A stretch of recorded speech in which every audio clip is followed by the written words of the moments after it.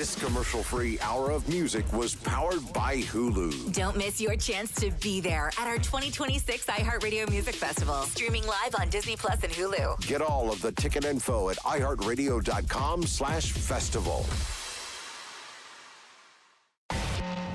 Warning. The Federal Communications Commission has determined the following content to be emotionally harmful. Funny things that you think's funny aren't funny. Give me cocks all the time. I want cocks all over me. The Alan Cox Show kicks ass, man. Welcome.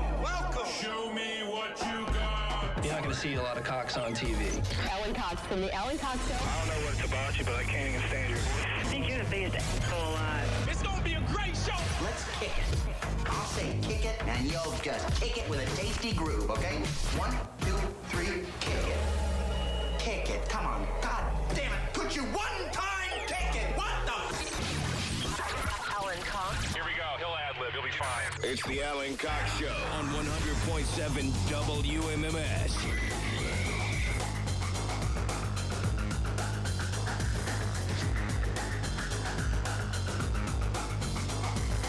All right, what's going on, gang? Good afternoon. Hello. Greetings and all that. Welcome, welcome. How you feeling? Good, good. Oh, what a day outside. It's warmer out there than I thought it was going to be. I thought it was going to be like...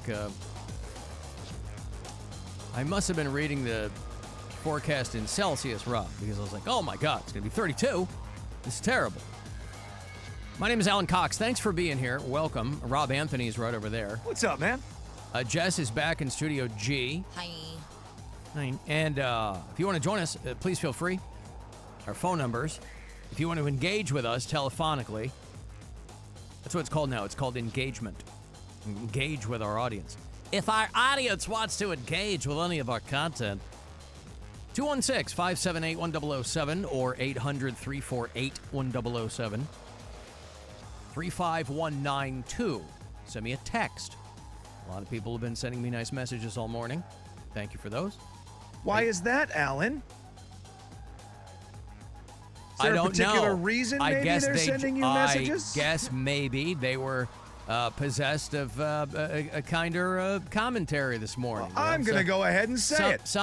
Happy birthday to you, sir. Don't do that. What is this? That is your birthday gift. Oh, thanks, pal. Can I take a big tug off? Sure can. I think we both should probably take a big tug off of it. Yeah. Look at you, bro. That thing came with a koozie, man. Casamigos. Casamigos with a koozie. Thanks, pal. Of course. I'll Happy tell you birthday. what. Ooh, I'll be tugging off this all show. I won't lie to you. I'll tell you what. You drink enough of that, you're going to get your own koozie. Just the way it works out sometimes. Nice warm feeling, everybody. Yeah, right down to your toes. No, I got little nice messages from people. You can watch the show on our YouTube channel. You can listen, of course, on the iHeartRadio digital application. Leave us messages there if you're so inclined. I got pictures because we were talking about the mayflies right there along the lake. I had gone to get my oil changed in Avon Lake early Friday morning when we were out.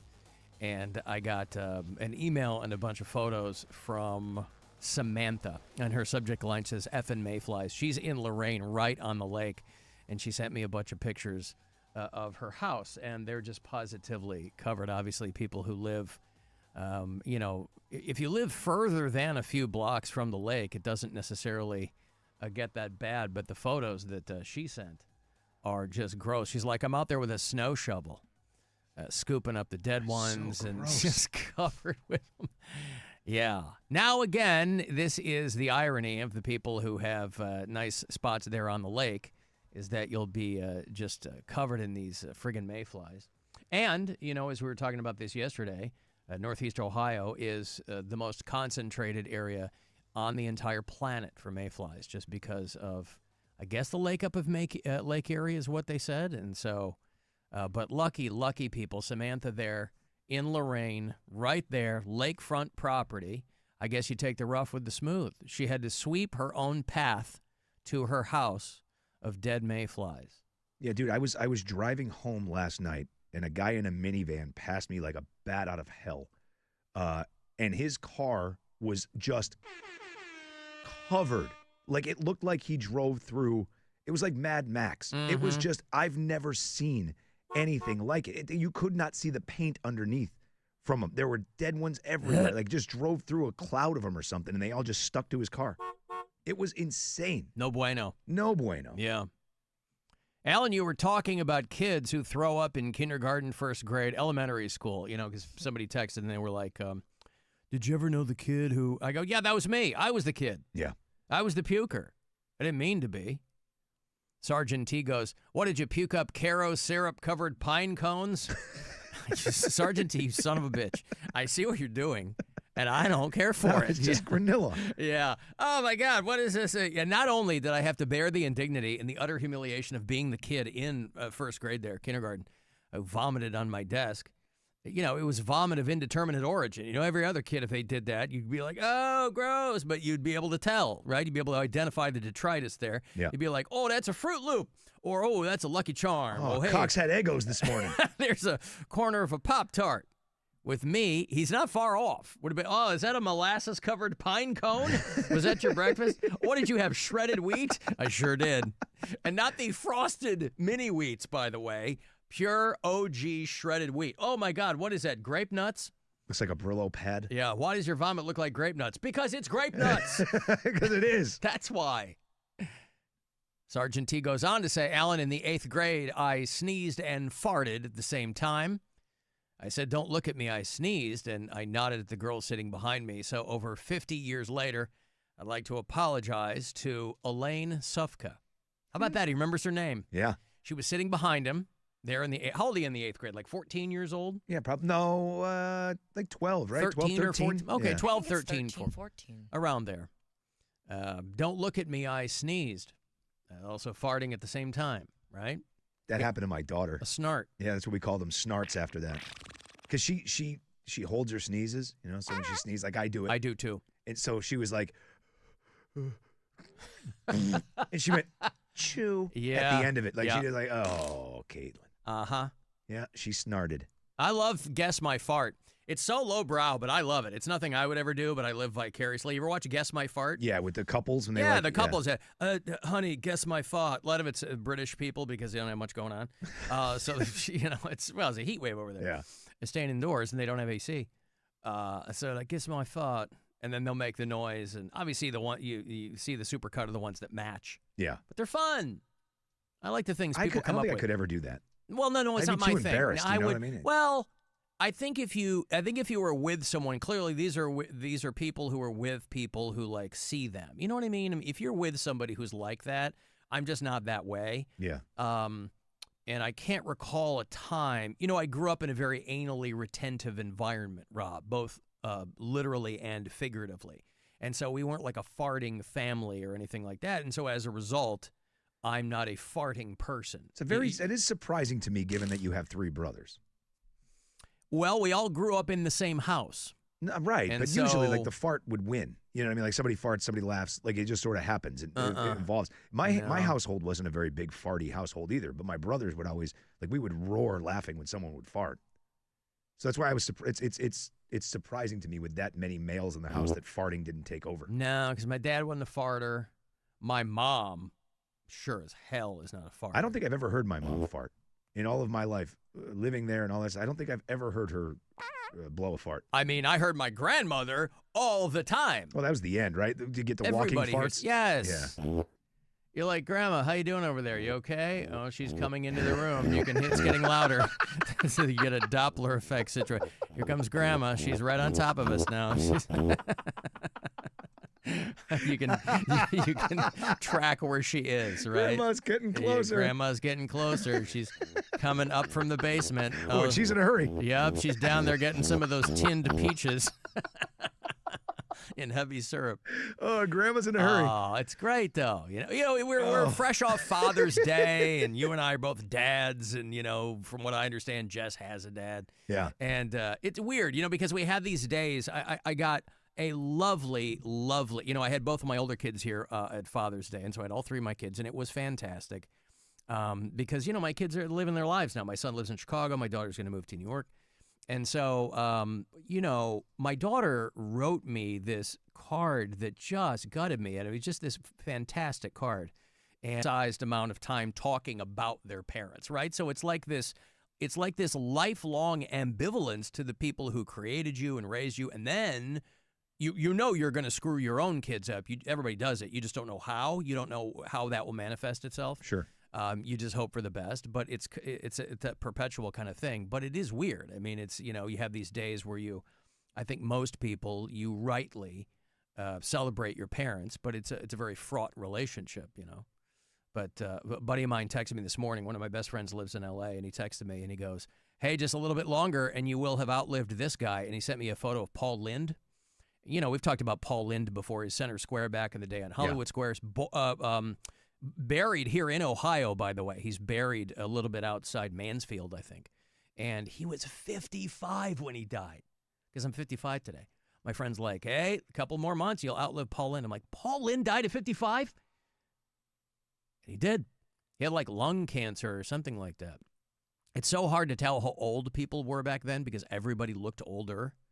And so 55 years old, Paul Lynde. He was on Bewitched, and he was a theater actor, of course, but very, very famous from Hollywood Squares.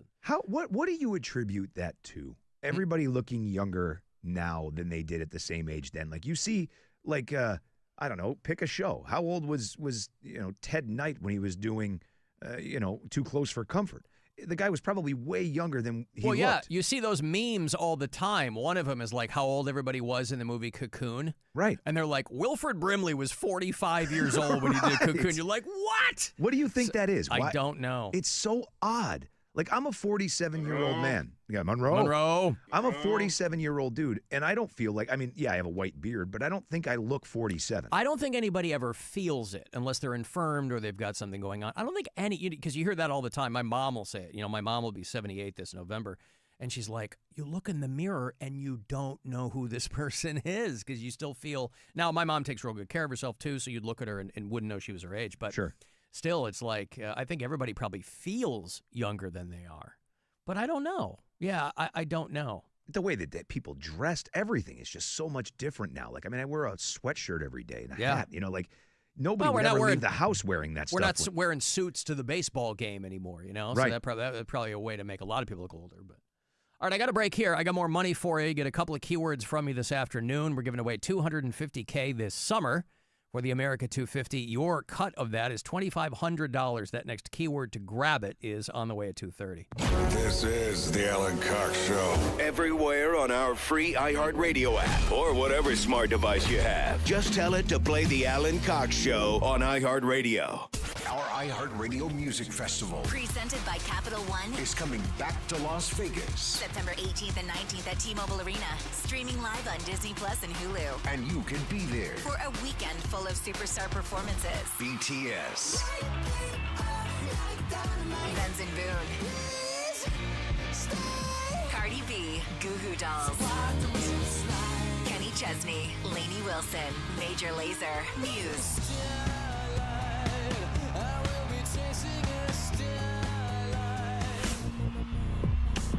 Snoop Dogg. Weezer.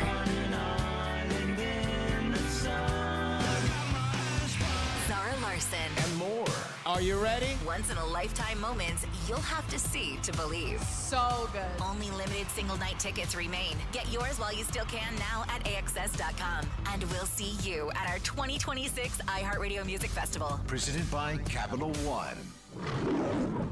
BetMGM Sportsbook is making the world's games more exciting than ever before. Win a share of $500K in bonus bets for every goal the U.S. team scores during the tournament. It's easy. Log into your BetMGM Sportsbook account to receive a Gold Rush Grand Prize qualifying token. Then place a pregame straight bet of at least $5 on the U.S. team's match with your token attached. For every goal the U.S. team scores in that match, you'll earn a share of $500K in bonus bets. That's right, $500 grand grand in bonus bets per goal. Get in on tournament action with BetMGM and win a share of $500K in bonus bets for every goal the U.S. men's team scores. BetMGM and GameSense remind you to play responsibly. Call 1-800-MY-RESET in partnership with Clairvest Group. 21 plus and present in Ohio. Existing customer offers subject to eligibility requirements. Rewards are non-withdrawable bonus bets that expire in 7 days. Ice Cube's Big 3 is back. The most competitive basketball league on earth is on CBS this Saturday. Big 3 All-Star Dwight Howard and the LA Riot take on Greg Monroe and the Dallas Power. Then Coach Rick Mahorn, Sensation Nazir Kaur, and the Detroit Amps look to protect home court against back-to-back MVP Michael Beasley and the defending champs Miami 305. The game played the way you love. Watch live Saturday on CBS at 4 p.m. Eastern, 1 p.m. Pacific, and catch replays on BET. Presented by iHeart.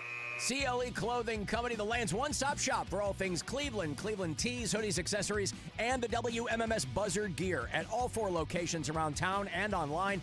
Use the promo code PRIDE all June for 15% off. Shop now at clevelandclothing.com, the brand of the land. The Nissan Rogue. Pack it. Push it. Rev it. Rip it. Test it. Trust it. Drive it. Pick and take it. The 2026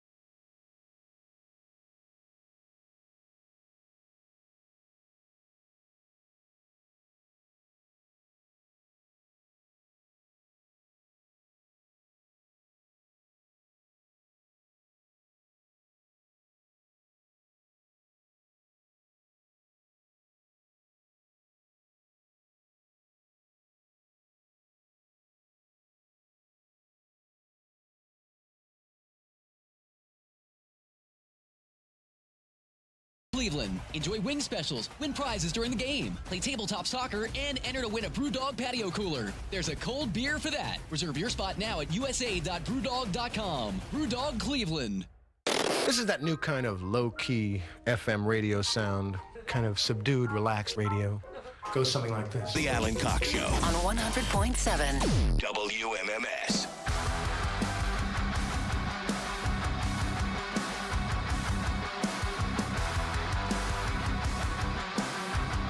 Two 216-578-1007 to join us live on the phone, or 800-348-1007. 35192 to text. I got money for you in about 6 minutes. 6 or 7 minutes. 7. $2,500, your cut of the $250K that we're giving away this summer, this week and next. I think this whole thing comes to a close in time for the weekend of the 4th of July. But $2,500, 230 is your first keyword on this show, your penultimate of the day, and then 530. We'll do it again, and then with RMG tomorrow, and on and on and on. So be listening for those. The Cleveland Guardians lose to the Chicago White Sox last night, Rob. 6-5, the final there. Don't rub it in. Sox over the Guardians, 6-5. That's a good game. It's a good game. Yeah, 6-5 is a good game. It's those like 2-0 so they will get another crack at them tonight. Of course, it's the only time I root against the Guardians. But technically, it's a win-win, right? If the Guardians had won, it's not like I would have been chapped. They're both doing fine in the division. 7:40 tonight is going to be that pregame, game 2 of 3. 7:10 is when your pregame will begin here on the Buzzard. And you can also listen on the iHeartRadio app. Do you hear a little crackly in the headphones? A little bit. Yeah. What is that? Well, we don't know. No. It sounds almost like a... What the hell?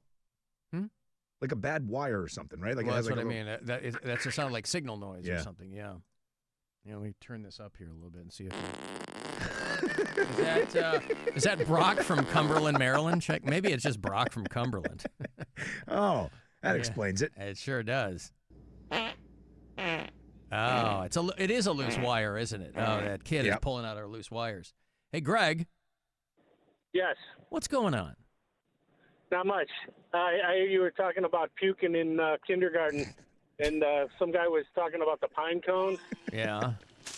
I puked when we were doing a craft project with pine cones and making a bird feeder out of it, stuffing it with peanut butter. And I think I ate too much of the peanut butter. Yeah. You were a little touched in the head as a kid, weren't you, Greg? Yeah, probably a little glue in there, I was going to say, if it wasn't peanut butter, it was paste that Greg was eating. He had a steady diet of peanut butter, paste, and boogers. Yeah. And Greg still grew up to become, as I understand it, the mayor of Shaker Heights, Ohio. So congratulations, Greg. All right, thank you, pal. Thank you. Take All care. right, there's Greg. Thank you. You know, I didn't eat peanut butter for like 10 years. I got sick. Recently or when you were a kid? When I was a kid. I got sick eating peanut butter. I was probably, 14 years old, 15 years old, something like that. And I had like 2 peanut butter sandwiches, and I ended up getting sick. And that was the only thing that I had to get sick on. I swore if I smelled peanut butter for close to 10 years, I would feel like I was going to puke. That was me with tomatoes. There was a good decade where I had a turkey sandwich, I think in high school. And it was turkey and tomato and mustard and something else. And mustard, I love mustard, but it is, it's a bitter flavor, right? And something you want to taste twice. Right. But the tomato was clearly like rotten or it wasn't good on this sandwich. And so for the longest time, like to this day, I can kind of conjure up that taste of that, like the mustard, which is fundamentally bitter, and then this rotten tomato that was on this sandwich. It was a good decade I didn't eat tomatoes because I love tomatoes, and I just thought of that sandwich, and it would just like, I'd feel it curdle in my throat. Well, and then one day, Rob, I said, my forced tomato hiatus ends today. And I went and I got myself a fresh beefsteak tomato, stole it from a neighbor's yard, Rob, like I'm friggin' Johnny Appleseed. Walking by, and they had a garden with all these ripe, lush tomatoes. And I jumped the fence, and I hunkered down Did I mention I wasn't wearing any clothes? I hunkered down. It was 3 a.m, and by nothing but the light of the silvery moon, I tore into that beefsteak tomato until their floodlights came on, and I leapt back over the fence, still naked, and ran up the street. And that is the absolutely true story of how I got over my tomato hiatus. And then I crawled back into my bed, and I woke up the next morning, and my face was covered in red, ripe tomato debris. And it reminded me of that one date in college. Yuck. Oh, the light was off. I didn't know it was March 28th. What, Jess? Oh, she's on the phone, of course, yeah. Right. What? I like the headline of this one article. Guardians lose to White Sox, and I'm mad. That's somebody writing pro Guardians, I think. What a stupid game baseball is. The first line, White Sox 6, Guardians 5. I can't take much more of this. I mean, that would have worked in seasons past, but the White Sox are good this season. Yeah. So are the Guardians, right? I mean, so they're tied now for first. So in years past, I would absolutely sympathize with you losing to the Chicago White Sox, but this year they're actually quite good. Josh is in St. Louis. How are the Cardinals doing, Josh? I don't know. I don't pay attention to those guys at all. All right. Yeah. No Albert Pujols jersey hanging in the. I think. No, I've got it. I had to pretend to be a Cardinals fan when I was on in St. Louis many years ago. You know, Rob, locally they call them the Birds. You know, you have all that like local slang you got to work at. The Birds are back in the loo tonight. All that kind of crap, you know. What's going on, Josh? Yeah. So today I was on a job site. It's funny you're talking about puking because I have allergies and for you. I know I hate bragging about it, but anyway, I was on a job site and I got I got like this mucus ball in the back of my throat, and it ended up making me puke my life out in these people's really nice bathroom.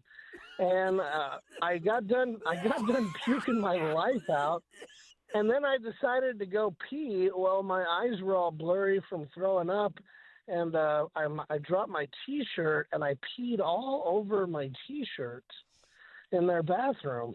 What the hell is happening right now? What is happening? Did every possible orifice of yours get uncorked? What is happening? Well, he's like, yeah, I coughed, and then I peed, and then I...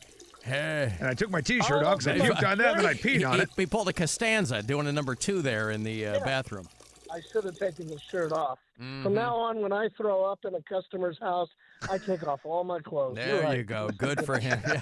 Josh is like, no, I was taking a shirt. Yeah. Off. Hey, Josh, just stick to peeing on your shirt. Probably be better for you. Yeah, you got It'll something work out there. better in the long run. There you go. Right. All right. Anyway, have a fun day. Thank you, Josh. Pee-pee's what I like to do. Pee-pee poo. St. Louis. Pee-pee poo. Poo-poo I like to do too. Poo-poo pee-pee poo. Poo-poo pee-pee poo-poo pee-pee pee-pee poo-poo-poo. Oh, pee-pee's what I like to do. Pee-pee poo. Pee-pee poo. Poo-poo I like to do too. Poo-poo pee-pee poo. Excuse me. Scusi. Scusi. Hey, here's the money. Dave, you're excited? Yes, I am! Wow. Woo! He is shot out of a cannon, this guy. Jesus. Hot. Woo! $250,000 are given away this summer. Your cut is $2,500, your first of 2 keywords here on this program. So listen closely, and I hope you win. Good luck. Now's your chance to win $2,500. Just enter this nationwide keyword on our website, TRIP. That's TRIP. Enter it now. WMMS.com. Yeah. If you listen to us on iHeartRadio from out of state, if that's how you consume this mess, tell me where you do it. Victoria listens in Bothell, Washington. Colleen is in Santa Fe, New Mexico. Denise is in Tecumseh, Michigan. Ryan's in San Diego, and Holly and Paul live in Phoenix. Alan, baby. What up, Rob? Jess, what's up, girl? Hey, yo. Today sucks. A real son of a bitch at work today, man. Thank God you guys are on because... Boy, I'll tell you what, man. Some of these boys are dumber than a bike of ride. All right, but Love you guys. Thank God you're here. Jess, don't listen to Rob. You know what I'm saying? Just keep on smoking, baby. Well, that was a hard left turn. Yeah. Hey, glad you guys are around. Hey, today sucks. Hey, Jess, ignore Rob. Don't listen to what he says. Keep on smoking, baby. Keep on smoking, baby. Trevor texts me from Akron. Hey, Alan, please ask Jess if she's looking for stepdad material because I can also buy her ice cream. Oh. Yeah, cool. Well, yeah, bullseye, bro. Yeah, I got very expensive ice cream taste, so. Sure do. What did she call it? Napoleon ice cream. Yeah. Right. Our buddy Jeremiah, who will send us songs every so often, wrote a song for Jess's love of Napoleon. Neapolitan ice cream, because very similar to Neapolitan is the Spumoni ice cream. But that's instead of vanilla, you have the pistachio, right? You got the pistachio, the strawberry, the chocolate. Your Spumoni. But Neapolitan is what she was trying to describe yesterday, but she called it Napoleon ice cream. And again, I go a little easy on her because I think there's a lot of people who call it that, Rob. We were kind of talking about this. I don't think she's alone in that. We have to stick it to Jess at our own peril because we'll do something and all these other people will be like, ah! What? I thought it was Napoleon too. When news broke that Napoleon was cloned, Jess was stoked. Not because he was a legendary military commander, not because he built an empire, and not even because his 1-inch penis was preserved, but because she loves his ice cream and wants to finally let him know the vanilla, chocolate, and strawberry wake up her taste buds every evening, and she has the great Napoleon to thank. That's a whole thing. That's a lot. Wow, That is a lot going on there. Thank you, Jeremiah. I appreciate it. Full story. Yeah. Wow. They cloned Napoleon. 1-inch penis. Is that true? That he had a 1-inch penis? Yeah, that and they preserved it? Well, Yes. I'll tell you what. I thought that it was maybe urban legend, but there is an entire Wikipedia page devoted to Napoleon's penis, which is a great band name. If you are in the garages or the backyards of Northeast Ohio and you're just getting going, really doesn't matter what kind of music you play. If you're like maybe a local punk band or you're doing some heavy metal or whatever, it can be real hard coming up with a name for your band. So Napoleon's Penis might be a great one. It's a great name. They might have to put a couple of asterisks up on the marquee when you get going in the clubs, and it might be you got to kind of dance with it a little bit on social media. Allegedly amputated during the autopsy shortly after his death in 1821. The story is unverified since no primary source records an incident taking place. Since 1821, the item has passed through several owners. Imagine you're somebody, and lot 421, we've got Napoleon's penis. We'll start the bids. Yeah, it was purchased by John K. Latimer in 1977, who was a urologist. So this is probably a business write-off, right?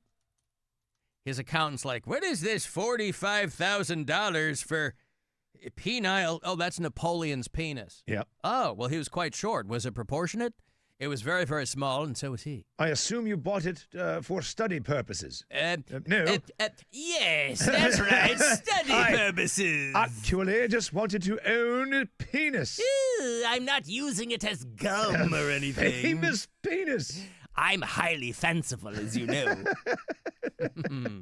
No, John Latimer is a urologist who did extensive research on the Lincoln and JFK assassinations. Was he penile focused on those? Or Sure sounds that way. I know Lincoln was shot in the head, but which one? I Other think they than that, said it Mrs. was- Lincoln, how was the play? They say that was part of what kind of made him what he was. That's why the Napoleon complex exists. And people will say like, oh, it's because he had a small wiener. Oh, He had, not the like, height, the wiener. The wiener. And the same thing with Hitler. Oh. They say Hitler had a tiny crank. I'll tell you what, you short guys, you don't need that. No. Height is one thing, but if we come to realize that Napoleon complex means you got a tiny dong too, that's no good. Yep. You already got enough working against you being a short king. Right. John K. Latimer bought Napoleon's penis in 1977, and it says it's still owned in his family. He said he stored it in a briefcase under his bed. Well, I'm sure it What? wasn't just in a briefcase. I'm sure it was. Like in a plastic baggie, maybe? Like a Well, Ziploc? I'm saying it was probably preserved like in some pickled? way. I don't know. Well, no. You know how they famously have that like McDonald's cheeseburger from like 50 years ago Right. that never degraded because they put it in like lucite or something. I don't think that it works with a penis though. I think if it's Well, what's it's going to have to be preserved in some way because it's flesh, Well, what's it called? Like where they put the things in the jars and then. not pickled. No, but I know what you're talking about, embalming like fluid? formaldehyde. Yeah. Yeah. This Wikipedia page says the preserved penis is described as resembling a piece of leather or a small shriveled eel. Yeah, I've seen a How about that? picture of it. Pardon me. You can look it up. I know you can look so it you up. willingly looked it up, Ron? Yes, I absolutely Okay, I willingly just looked it up. looked too. Yeah, just type in Napoleon's I already penis and did. you'll see it. Sacre bleu! Yeah. John K. Latimer bought it for $3,000, which is equivalent to $16,000 in today's money. His daughter, who inherited upon his death, was offered $100,000 for it. I would have sold that thing in a second. 2.5 seconds since I would have sold Napoleon's penis. Of course. Hey, I will give you $100,000. You didn't even get the sentence out, right? Like the word is still hanging in the air like Yeah. a cartoon balloon. And to my daughter, I bequeath the sum total of all my investments, the house in East Hampton, and Napoleon's penis. It looks like a beetle. Bequeath. John or Ringo? Oh. Yeah. Good one. No, I love I inferred from your laughter that you John enjoyed or it. Ringo. Pause. Laugh. Yeah. Yeah. What was it yesterday? She thought Mrs. Robinson was a Beatles song. Yeah. God, it was. Yeah. Uh-huh. Sounds like them. Understood. It sounds nothing like the Beatles. Yes, No. it does. No. It sounds nothing like the Beatles. No, it doesn't. But that's okay. It's okay. We're good. A documentary that aired on BBC Channel 4 called Dead Famous DNA described Napoleon's penis as very small. Yeah. And measured it to be 1.5 inches. That's micro penis, right? It is. That's but again, medically designated as micro penis. But again, he didn't die with a boner. Okay? So that's not a fair measurement. Like he might have gotten it up to a respectable 3-4 inches maybe with a wank that size. Well, even if you did. What, Grandma? Boner. What, Grandma? Boner. Oh. Wouldn't it deflate anyway? That's what I mean. They probably cut off the deflated wiener. Yeah. Oh, you mean if You he mean died with flaccid? the boner? Yeah. You mean Yeah. flaccid? Yes. Yeah, if you die with it, as soon as they Deflated. cut it off, it would bleed out. Sure, unless they cinched it. He They had could cinch it. it had a very remedial pump. Yeah. Yeah. It was described as barely recognizable as a human body part. Isn't it amazing? You know, I got into a conversation, and at the risk of being like scatological or lowbrow, I got into a conversation a while ago. It might have been on the show here years ago, maybe when Mary Santoro was on the show. And I said, you do not understand psychologically. It's obvious, bros, peacocking and all that. But the male genitalia is so fundamental to our entire psyche that you can become, it's a very easy connection to make that somebody who is not well endowed or barely endowed at all can go insane, right? Trying to exert their will. So if you go, Napoleon had a tiny dong, right? Hitler had a micro, you go, yes, of course. Because that like, it informs everything else in your life. Yeah. And it sounds silly to say, but I don't know what to tell you. If you got a kidney cracker, you're not starting any wars. No. Because you're fine. Nope. Because you can always rely on that. Everything else can be bad. Right? Yeah. I lost my job today. Look at this. I have no bank account. Look at this. I have no money. I have to borrow money to pay my bills. But look at this hammer. I got this. This thing weighs more than my firstborn at birth. Look at the size. The sheer mass of this thing. That's how you know Trump's packing a filbert. Daddy never hugged him. Everybody related to or ever met him hates his guts. And you know he's got nothing down there, and that's part and parcel of everything that's worldview. I can't impose myself into other people because I don't have anything, so I'm going to impose my will onto the world. It's pretty simple. But yes, an entire Wikipedia page devoted to Napoleon's penis. And congratulations to him. Like I said, went to the island of Corsica many years ago, which is where Napoleon was born. I didn't see any designations, Rob, dedicated to his penis. I didn't see like a wiener museum. I didn't see anything like that. A lot of statues to him. And I assume they were to scale because they weren't real tall. But I didn't see anything along the lines of talking about his genitalia. No, it's owned by private investors. Yeah. $100,000. Oh, yeah. I would have sold that thing so fast. So quick. $100,000 for here. Yep. Here, I've got it in a Ziploc baggie. Yeah, I carry it around just for moments, just like this. Yep. Just in case someone wants to buy it. Now be careful. It's not a fruit leather, but it's still delicious. Hammer. Mm-hmm. That's a good name for a band. Dad, guys, we're Napoleon's Hammer. I like that. We're opening for Mussolini's Taint. The Northeast Ohio Death Fest, which has already happened, but nevertheless. I got a break. 35192 if you want to send a text, and we'll be back. This is the Alan Cox Show on 100.7 WMMS. We got stuff. You want stuff. Win stuff. This week at WMMS.com. It's time to reload. Register to win Metallica's Reload box set and win $50 from Circle K to reload your gas tank and get back on the road. Whether you're reloading your playlist or your gas tank, Circle K has you covered. Open WMMS on the iHeartRadio app, click the contest tab to register and get more info. This is Sarah Spain with the latest from iHeart Women's Sports. Presented by Capital One Bank. With founding member of the LA Sparks, Lisa Leslie, sitting courtside, the Sparks defeated the New York Liberty 98-97 Sunday night in a repeat of the WNBA's very first matchup, 30 years to the day since the league launched. Nneka Ogwumike led the Sparks with 24 points and sealed the victory with a game-winning 3 at the buzzer. For more women's sports stories, subscribe to Good Game with Sarah Spain on iHeart Podcasts. As a founding partner of iHeart Women's Sports Network, Capital One is here to help you learn more about today's top athletes. Plus, Capital One offers no fees or minimums on checking accounts. Terms apply. See CapitalOne.com/bank for details. Capital One, N.A. member FDIC. Your one stop for advertising? Call 844-844-iHeart. Hey, what's up? It's Rob from my friends at Mentality. Think about the way you felt when you were 25. Now, is that how you feel today? I can answer that question with a yes. I'm over 50 pounds down. My energy, my focus, my drive is back. If you feel like you've lost some of that edge, it may not be your age. It may be your testosterone. And that's where Mentality comes in. Mentality is all about real medicine. They'll get you started with a comprehensive 100-point blood panel to figure out what's really going on. So schedule your appointment with Mentality today at lowtusa.com. Do you have World Cup fever? Wonderful strike! iHeartRadio and Fox Sports are bringing you every match of FIFA World Cup 2026 live and for free. Yes! No matter what team you're cheering for, you can hear it all on the free iHeartRadio app. Booking.com is the easiest way.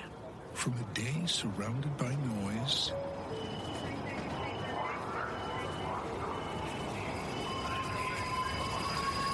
to a stay surrounded by nature.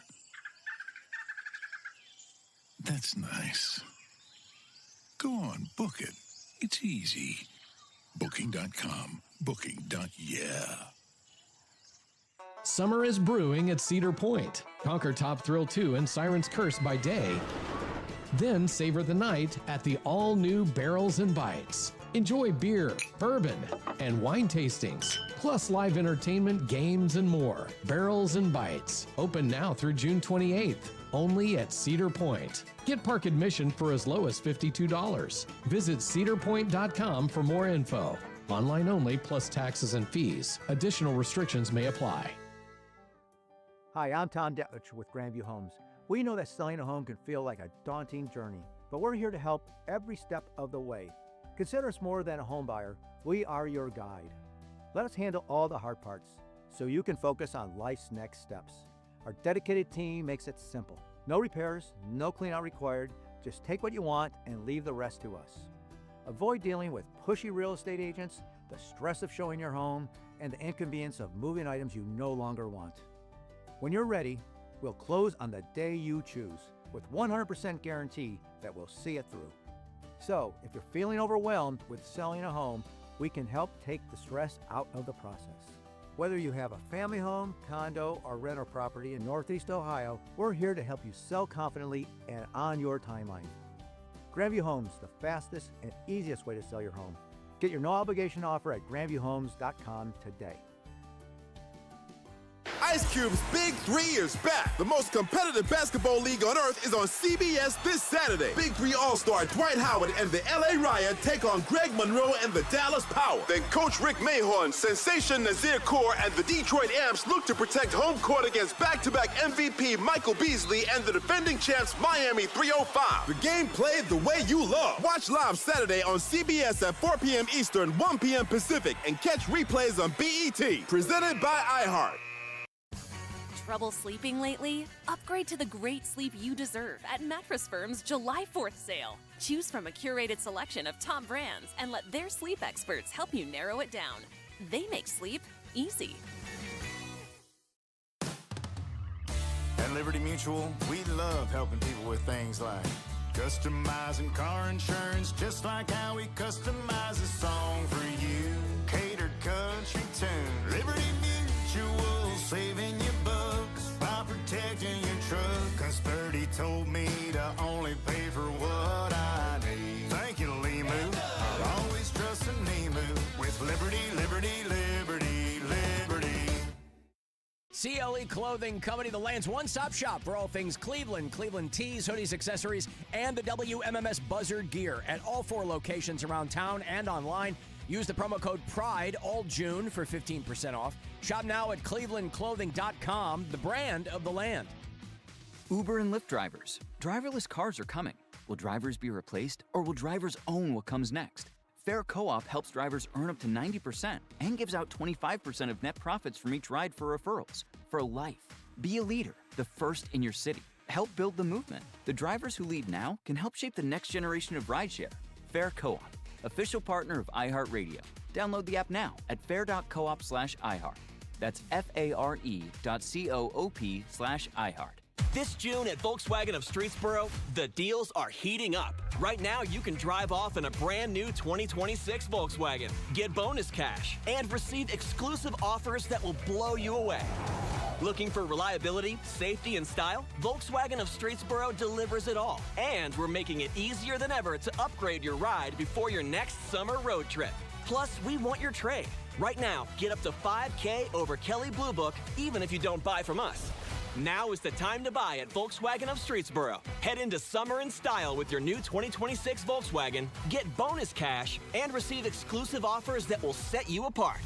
Celebrate the spirit of the road this June at Volkswagen of Streetsboro. Conveniently located in Streetsboro, just off 80 and 480, or explore our offers online at vwofstreetsboro.com. Hurry in to Volkswagen of Streetsboro today, where innovation meets excitement. See dealer for details or call them at 330-342-7000. Expires 6/30/26. The most anticipated motorsports event in Ohio is back June 25th through the 28th with the Summit Racing Equipment NHRA Nationals at Summit Motorsports Park in Norwalk. And you can save $10 on advance tickets with promo code SPEED. Plus kids 12 and under and parking are free. Offer expires June 24th. Get the deal now at SummitMotorsportsPark.com. It's safe, fun, family-friendly, and backed by the Bader Family Guarantee. Use promo code SPEED and save now. From the FIFA World Cup to competitive business environments, grand ambitions lead to game-changing achievements. At Bank of America, we're there to support businesses at every step, providing insights and expertise to help you gain an edge. He shoots, he scores! What would you like the power to do? Explore winning business solutions at BofA.com/gamechangers. Bank of America, official bank of the FIFA World Cup 2026. Kohl's Deal Days are right on time. Summer arrives and suddenly you need shorts that fit, flip-flops that survive the pool deck, a bath towel that isn't secretly your beach towel. Get up to 50% off at Kohl's and Kohls.com, plus daily deals, free shipping, and instant Kohl's Cash. Now the only thing left on your list is having fun. Select styles, exclusions apply. No purchase necessary to get instant Kohl's Cash while supplies last. Ends June 28th. See store or Kohl's.com for details. Portions of the following program were pre-recorded. Buzzard Radio is WMMS Cleveland, an iHeart radio station. Guaranteed human.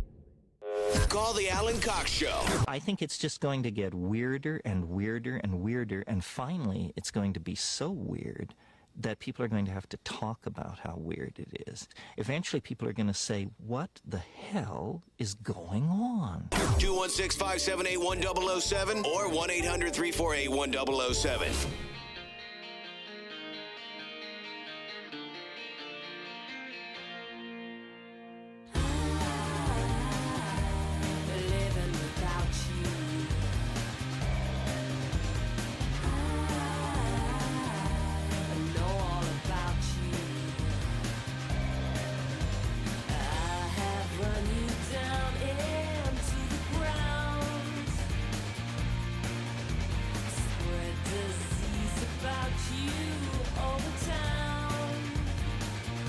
Oh, the hot Shirley Manson. She still looks great. Did you see, and I don't know if maybe you probably didn't, because I'm guessing you don't follow her, but my friend Nicole Fiorentino, we went to high school together. She's the bassist in Garbage now. Yeah.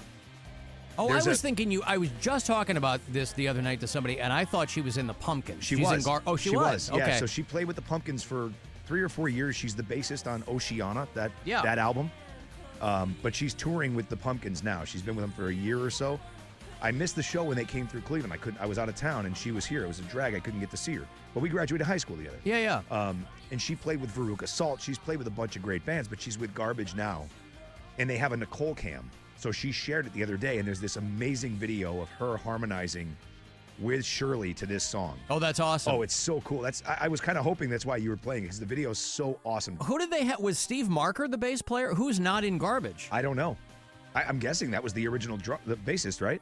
I think so. It was Butch Vig. He was the drummer, but he was a big producer. He was a guy that did Nevermind. They're all together, except the bassist. Okay. Nicole's the only non-member of Garbage, but. Well, Garbage was technically on a farewell tour. It was called Happy Endings. They came to the Agora last September. Yeah. It was, they did a sold-out thing, obviously, at the Agora. But I saw that they're also on, this feels like Lilith Fair 2.0, if you're old enough to remember the Lilith Fair, late 90s. It was Sarah McLachlan, and I think it was Paula Cole, maybe Sheryl Crow, and they were like, we should do an all-female alternative festival. All-female acts. Right? Sisters doing it for themselves. And it was called Lilith Fair. I don't know if Garbage was on that back in the day. They had a stop in Pittsburgh. I had just gotten to my alternative station in Pittsburgh, and whoever was their marketing guy at the time, really threw a wild pitch. And I think they were trying to be cheeky, but it backfired in a major way.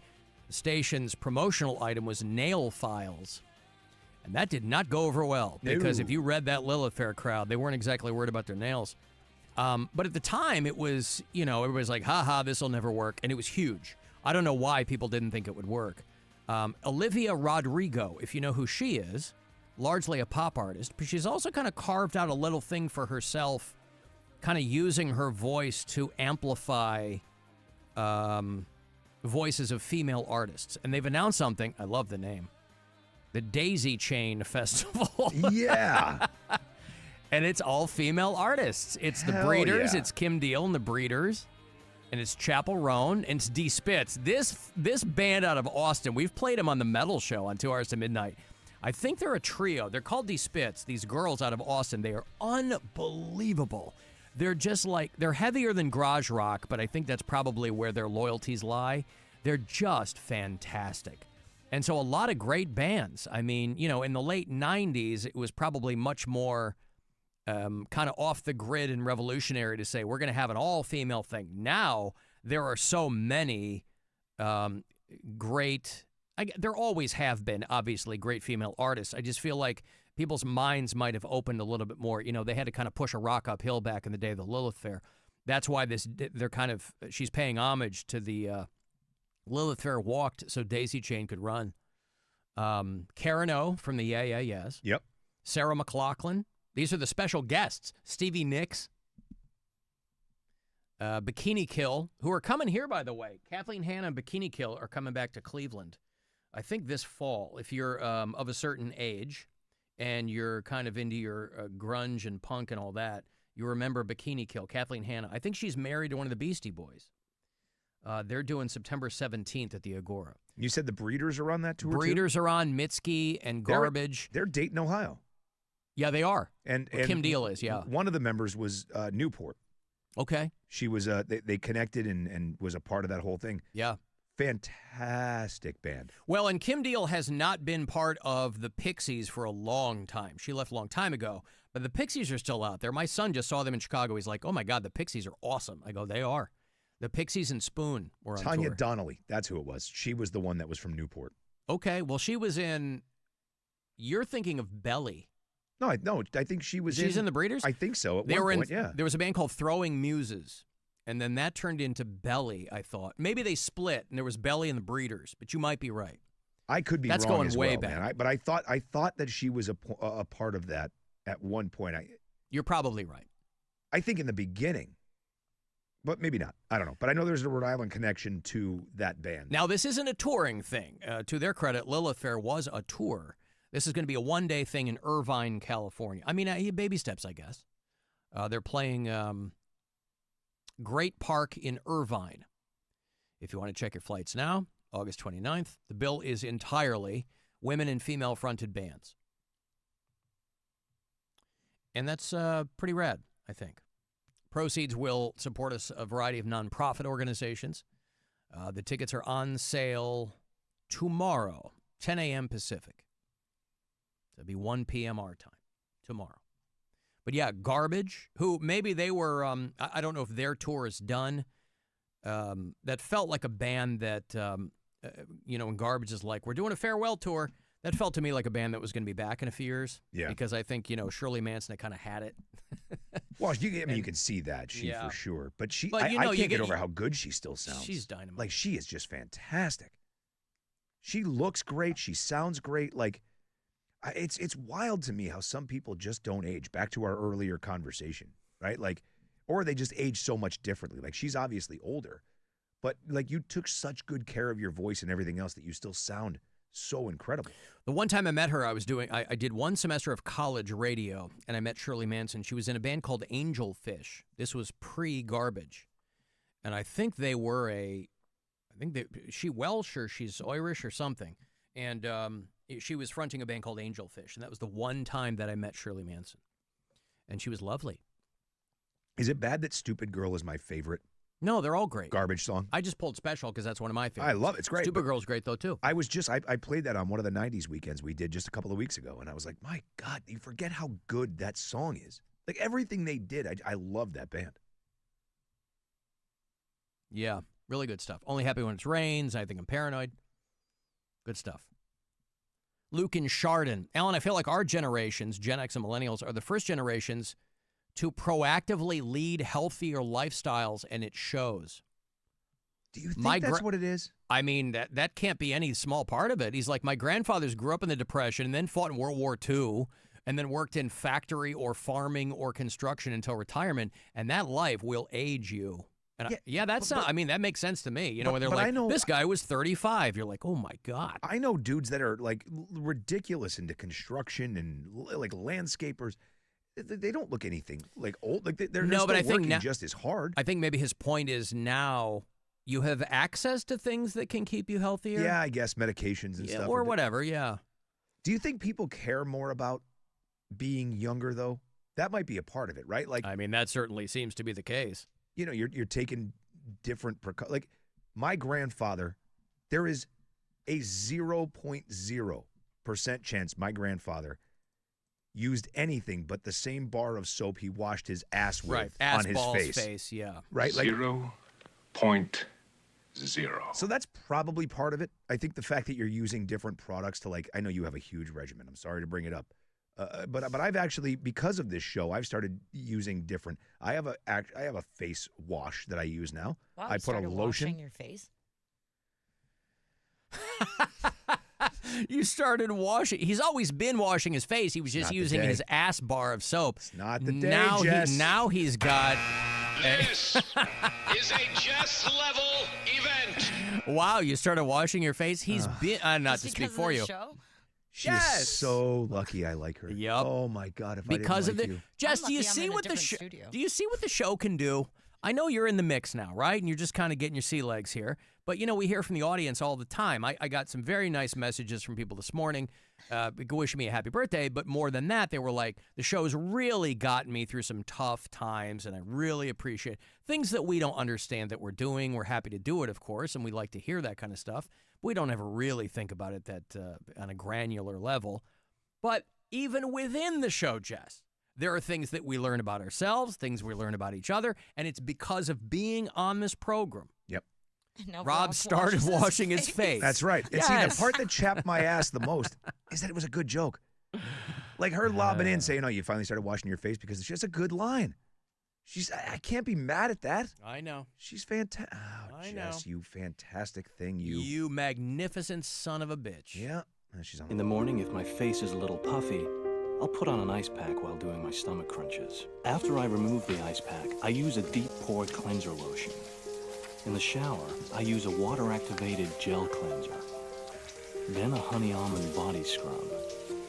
And on the face, an exfoliating gel scrub. Then I apply an herb mint facial mask, which I leave on for 10 minutes while I prepare the rest of my routine. I always use an aftershave lotion with little or no alcohol, because alcohol dries your face out and makes you look older. Then moisturizer, then an anti-aging eye balm, followed by a final moisturizing protective lotion.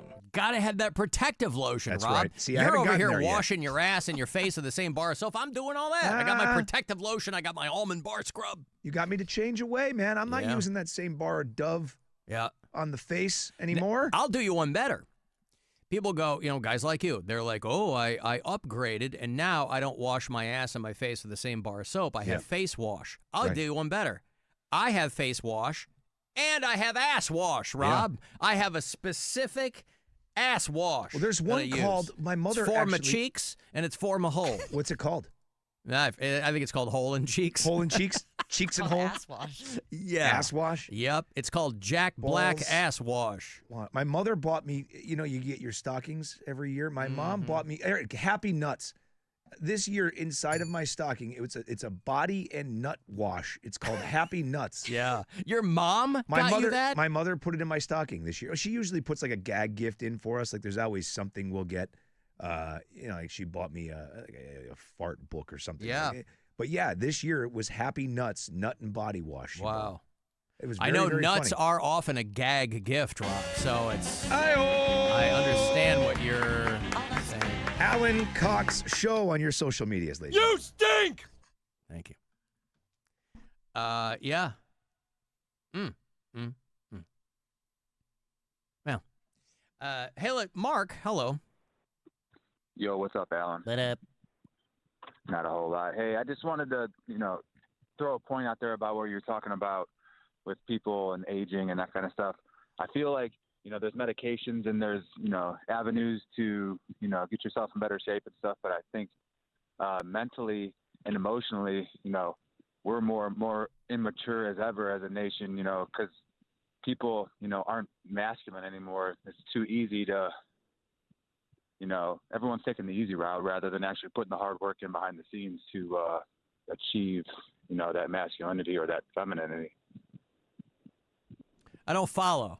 You were talking about how people nowadays, the comment you made about the guy and his grandpa or whatever getting old and having to work hard in construction. What and does stuff. aging have to do with masculinity or femininity? Well, because people nowadays, even grown adults, because of social media, they act like they're evolved, but they're all, as far as I'm concerned, super immature. Well, that's why you don't want to put So- too much stock in what's happening on social media, Mark. Yeah, It's not exactly a very clear picture of what society or the culture is. It's a distilled version of it, but I don't think that it's a particularly accurate one. And it also depends on two things: your definition of masculinity and the priority that you place on it. Because a lot of dudes have a really archaic and misplaced idea of what masculinity is supposed to be. No, I agree. I Yeah. completely agree. You got to have that balance. You know, men don't realize that being masculine isn't being dominant and being chaotic. It's, you know, you got to have that nurturing and that loving side as well. Mark, it's about having a face wash and a ball wash. Exactly, Alan. That's Appreciate right. you. All right, thank you. There's Mark. Congratulations. That ball scrub, the nut wash, came with like a scrubber. You know, like a little glove scrubber? No, not a loofah. It was like a. It's kind of hard to describe. Plastic, but like soft. You know what I mean? Mm-hmm. And it was in the shape of a ball sack. Oh, like which I truck thought was even nuts. funny. It was like a sort of, but they were soft and made for the washing. You're supposed to put the stuff on there and then wash. I never used it. And the other day I get into my shower and it's hanging in my shower. I says to Melissa, I said, "What is this?" She said, "Oh, I found this scrubber and I use it on my face." And I laughed out loud. Yeah. I said, "Do you know what you're washing your face with by chance?" Right. Have you ever heard of a Roman soldier, dearest? Have you ever? Yeah, and then, Honey, you got to cut out the middleman. I'm supposed to put them directly on your face, all right? Not anything. This is teabag by proxy. I know it's going to make you happy. I got so many messages from Brian last night. You know my Yes. birthday gift to myself today? 3 separate Brian entries in the course of the show today. I'm giving you 3 Brian entries. When And do all we you get the first one? all you Brian haters can scrub my nuts with my scrubber. With Rob's glove. Can we have one soon? I'll give you one right now before I go to Yes. break. Now this is old timey, this one, right? You'll know this. Henry VIII I am, Henry VIII I'm M-I-N. I got married to the Willie next door. She'd been married 7 times before, and everyone was a Henry. Henry wouldn't be a Willie or a Sam. No, sir, I'm the 8th old man, I'm Henry. Henry VIII I am. I don't know what the hell he's doing Some with the song. Hermits for you. Well, yeah, they covered it. It was like a song from the turn of the century, and Herman's Hermits had a huge hit with it. Henry VIII I am. What a birthday gift. I'm Henry VIII I am, Henry VIII I'm M-I-M. I got married to the Willie next door. She'd been married 7 times before, and everyone was a Henry. Henry wouldn't be a Willie or a Sam. No, sir, I'm the 8th old man, I'm Henry. Henry VIII I am. Yep. Second verse. Same as the first. That's what used to pass for hot stuff pop music back in the day, boy. Ooh. And now we transition into Metallica. Off the album Reload, and I say album quite literally. I'm giving you Reload on vinyl all week and $50 from Circle K, our friends at Circle K, to, wait for it, reload your gas tank. Reload your playlist or your tank. Circle K has always got you covered. You can go to WMMS.com if you strike out with me here. You can get the Reload box set there. And $50 from Circle K. So Reload on vinyl, 1997. It'll be 30 years old next year. And $50 from Circle K for caller 10. Good luck. 216-578-1007 or 800-348-1007. It's the Alan Cox Show. Everywhere on our free iHeartRadio app. Or whatever smart device you have. Just tell it to play the Alan Cox Show on iHeartRadio. Our iHeartRadio Music Festival Presented by Capital One. is coming back to Las Vegas. September 18th and 19th at T-Mobile Arena. Streaming live on Disney Plus and Hulu. And you can be there. For a weekend full of superstar performances. BTS, Benson Boone. Cardi B. Goo Goo Dolls. Kenny Chesney. Lainey Wilson. Major Lazer. Muse.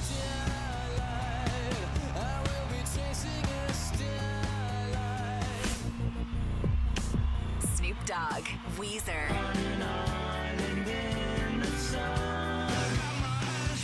Zara Larson. And more.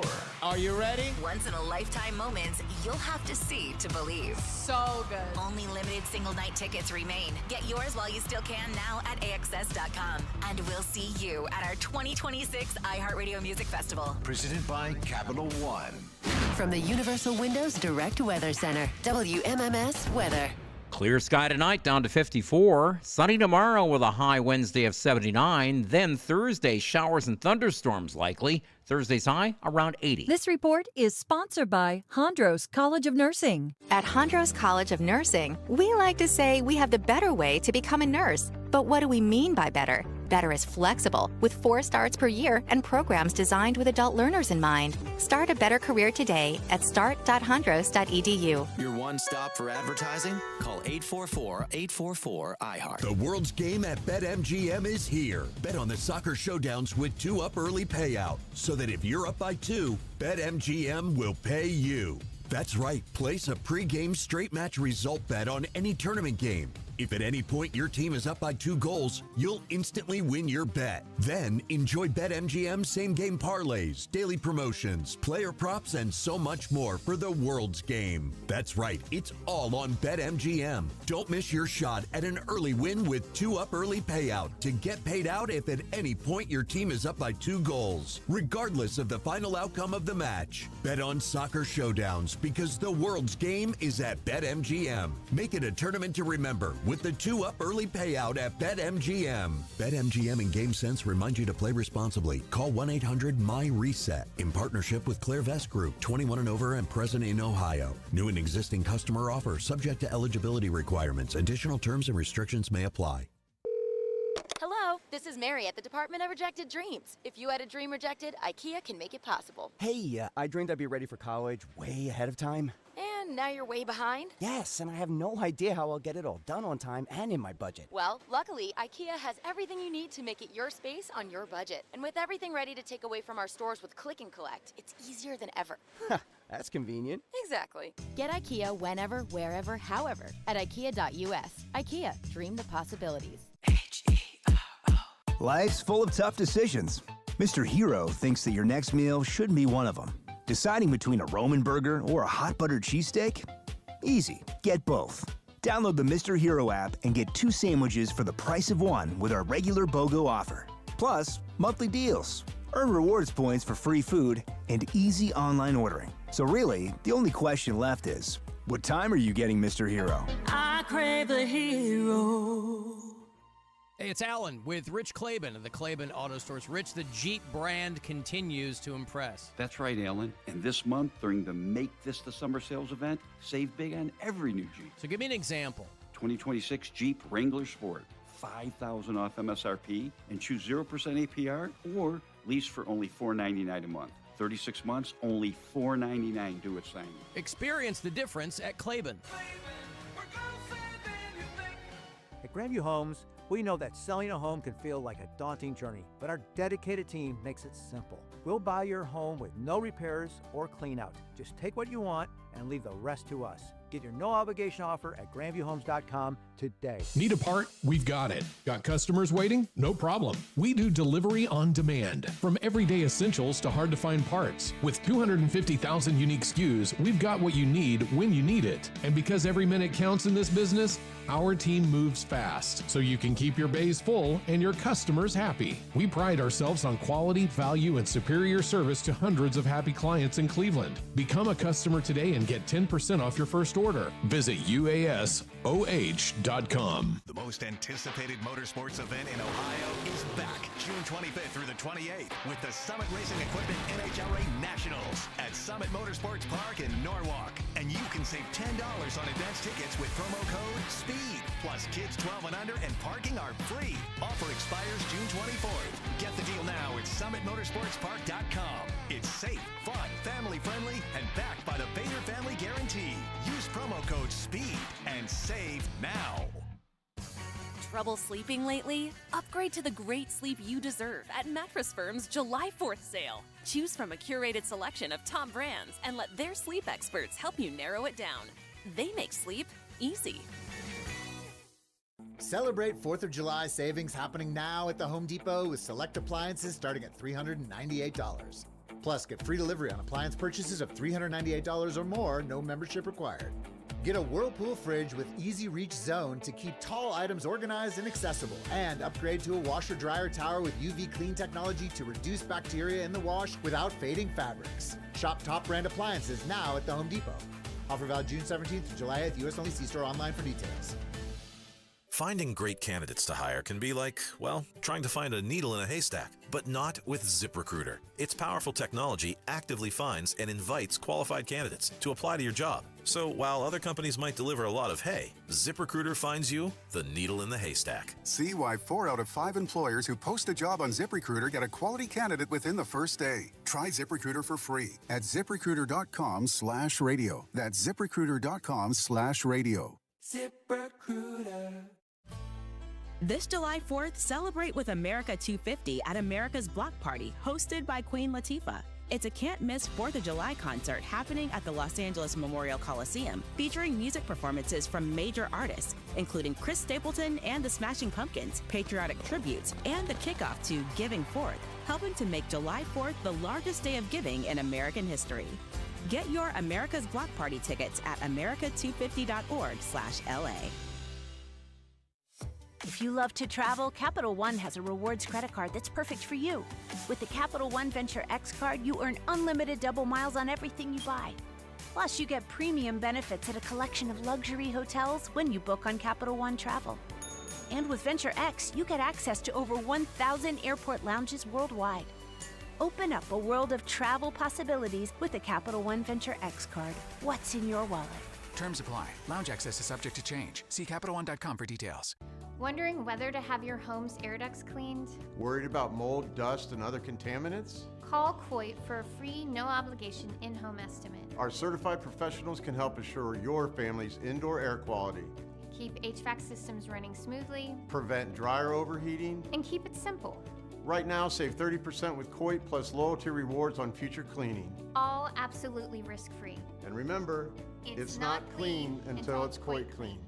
Ice Cube's Big 3 is back. The most competitive basketball league on earth is on CBS this Saturday. Big 3 All-Star Dwight Howard and the LA Riot take on Greg Monroe and the Dallas Power. Then Coach Rick Mahorn, Sensation Nazir Kaur, and the Detroit Amps look to protect home court against back-to-back MVP Michael Beasley and the defending champs Miami 305. The game played the way you love. Watch live Saturday on CBS at 4 p.m. Eastern, 1 p.m. Pacific, and catch replays on BET. Presented by iHeart. The global stage is lit. The 2026 FIFA World Cup is on. Lionel Messi! iHeartRadio and Fox Sports are bringing you every match of FIFA World Cup 2026. Live. Magic touch. Lock in your preset now on the free iHeartRadio app. Just search World Cup. Just a beauty for a second of the game. Every unforgettable moment. Wherever you are. Brilliant from Mbappe. France lead. Don't miss Team USA's next match Thursday night at 10 Eastern. The world is listening. Are you? You'd flee a wildfire. Evacuate.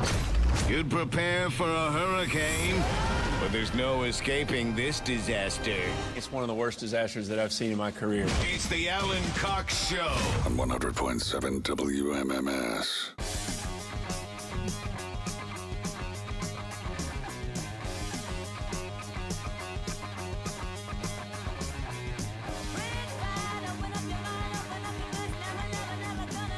I think that's a guy. Sounds like a woman, but I think it's a guy. The original Bread The fan. original. Budgie is the name of the band. From Wales, Metallica. They were huge fans. Congrats, by the way, Jason out in, where? Old Brooklyn? Just Brooklyn. Just Brooklyn. New York.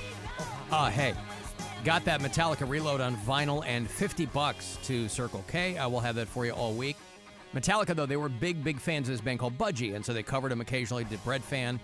They did Crash Course in Brain Surgery, and they were from Wales. There were a lot of bands that would come later that would say Budgie was one of their influences, Iron Maiden, and but they never really broke out. They opened for Ozzy's first solo tour. But I was thinking of those guys because a Budgie is also a baby parakeet. And I was reading about one of our bureau chiefs in Alaska, sent me the story, about a whole lot of birds. We were talking about pets yesterday, and I said, I don't quite understand bird people, right? Of all of the pets that you could keep, keeping a pet that is fundamentally meant to be free right? An animal that has the freedom of the skies. To put it in a cage seems, I don't know if inhumane is the word, but it seems ironic at the very least. And there apparently was a guy in Alaska who, because they wanted to, just let his parakeets mate uncontrollably. And now Animal Rescue, we got a handful of bureau chiefs throughout the great state of Alaska. And so now they're trying to rehome all of these parakeets. There are 23 parakeets. First of all, I didn't know that parakeets were so horny. Granted, I don't know much about birds other than appreciating them from afar. You know, I like crows. I like, pigeons are just flying rats. Those are urban birds. Yep. You're not going to see pigeons in the wild. They've been, fully domesticated. I'm partial to the buzzard, Alan. Ah! Because of course, WMMS. Right. Animal Rescue in Alaska is trying to rehome 23 parakeets after this one guy just let him go nuts. Just banging all over the place. Hi, how are you? On Flamingo Drive, Danger Will Robinson lives a different kind of bird. And not just one, but 23 of them. They all have personalities. Each bird is different. Some are bolder, some are shy. And a woman on a mission to find every one of these parakeets a forever family. Well, you can keep them inside. You don't have to walk them. Amber Morris is the president of the Alaska Bird Club. These are the babies. She says all these birds came from one owner. Who allowed them to breed because he thought that was what they wanted to do. Mom and Dad in this cage are parents to some of the birds in this room, including some babies Imagine in you're this cage Danny over here. Tompkins reporting for Alaska's news source, right? You just want to get the hell out of there. Alaska is one of those places you go in media and you're hoping to get out of there. Yeah. Unless my program director in Chicago, his first gig was in Alaska. And you take it because nobody else will go, right? So you get into the biz. He worked for a station called K-Whale, which I think is still there. KWHL. I think those are the call letters. Alaska's rock. And he was my boss. You know Mike Stern? No. Okay. He made the rounds. He was on in Detroit, and but he was my boss in Chicago. But his first PD gig was at K-Whale. And they've been on the air for 45 years or in Anchorage. Anyway, that's one of those markets you're on your way up or on your way down. But they are trying to rehome all those parakeets. I just don't know why. We were talking yesterday, there are cat people, there are dog people. Some people are agnostic. They'll take whatever. Bird people are a special breed, if you pardon the pun. Bird people, for whatever reason, they have no problem whatsoever with caging a bird for their own amusement, right? They've completely ignored the words of Maya Angelou, Rob. She knew why the caged bird sings. And nobody else wanted to know. I love that reporter's take, or the person being interviewed said, these birds were placed together so they could mate, thinking that's what they wanted. That's exactly what they wanted. That's what everybody wants. Let's just ask the birds. I guarantee you, if you said keep them separate or put them together so they could pork, what do you think they would want to do? Yeah. How do you get two animals to mate? You put them in the same That's cage. it. Just literally. put them in the cage. Have at it. Ah, come on. So anyway, these horny parakeets. Now, I wonder if parakeets are especially horny. I wonder if in the avian community, if they are an especially horny breed. I don't know. Don't know anything about them. But that guy, I don't think they should be casting aspersions on that guy. Oh, I guess he thought that's what they wanted to do. Yeah. Yeah, that's exactly what they wanted to do. What they wanted to do. That's all they've wanted to do since they hatched. Is bang another parakeet. That's it. Oh. Ron in Corning, New York. Hey, guys. Good afternoon. What's up, Ron? Not much. Happy birthday, first off. Thank you, sir. Two real quick things. One comment about mayflies. Yeah. And nothing about horny parakeets. But since we're sharing embarrassing bathroom stories, when I went to a campground with my father and my uncle It was like a hot 96-degree day. I went to the bathroom. Hot 96, yeah, best hits of the 70s, 80s, and 90s. Go ahead. Sorry. It was so hot, and I was sweating. How so hot was it? while I was sitting in the stall pooping, I slid off the toilet and banged my head on the stall door.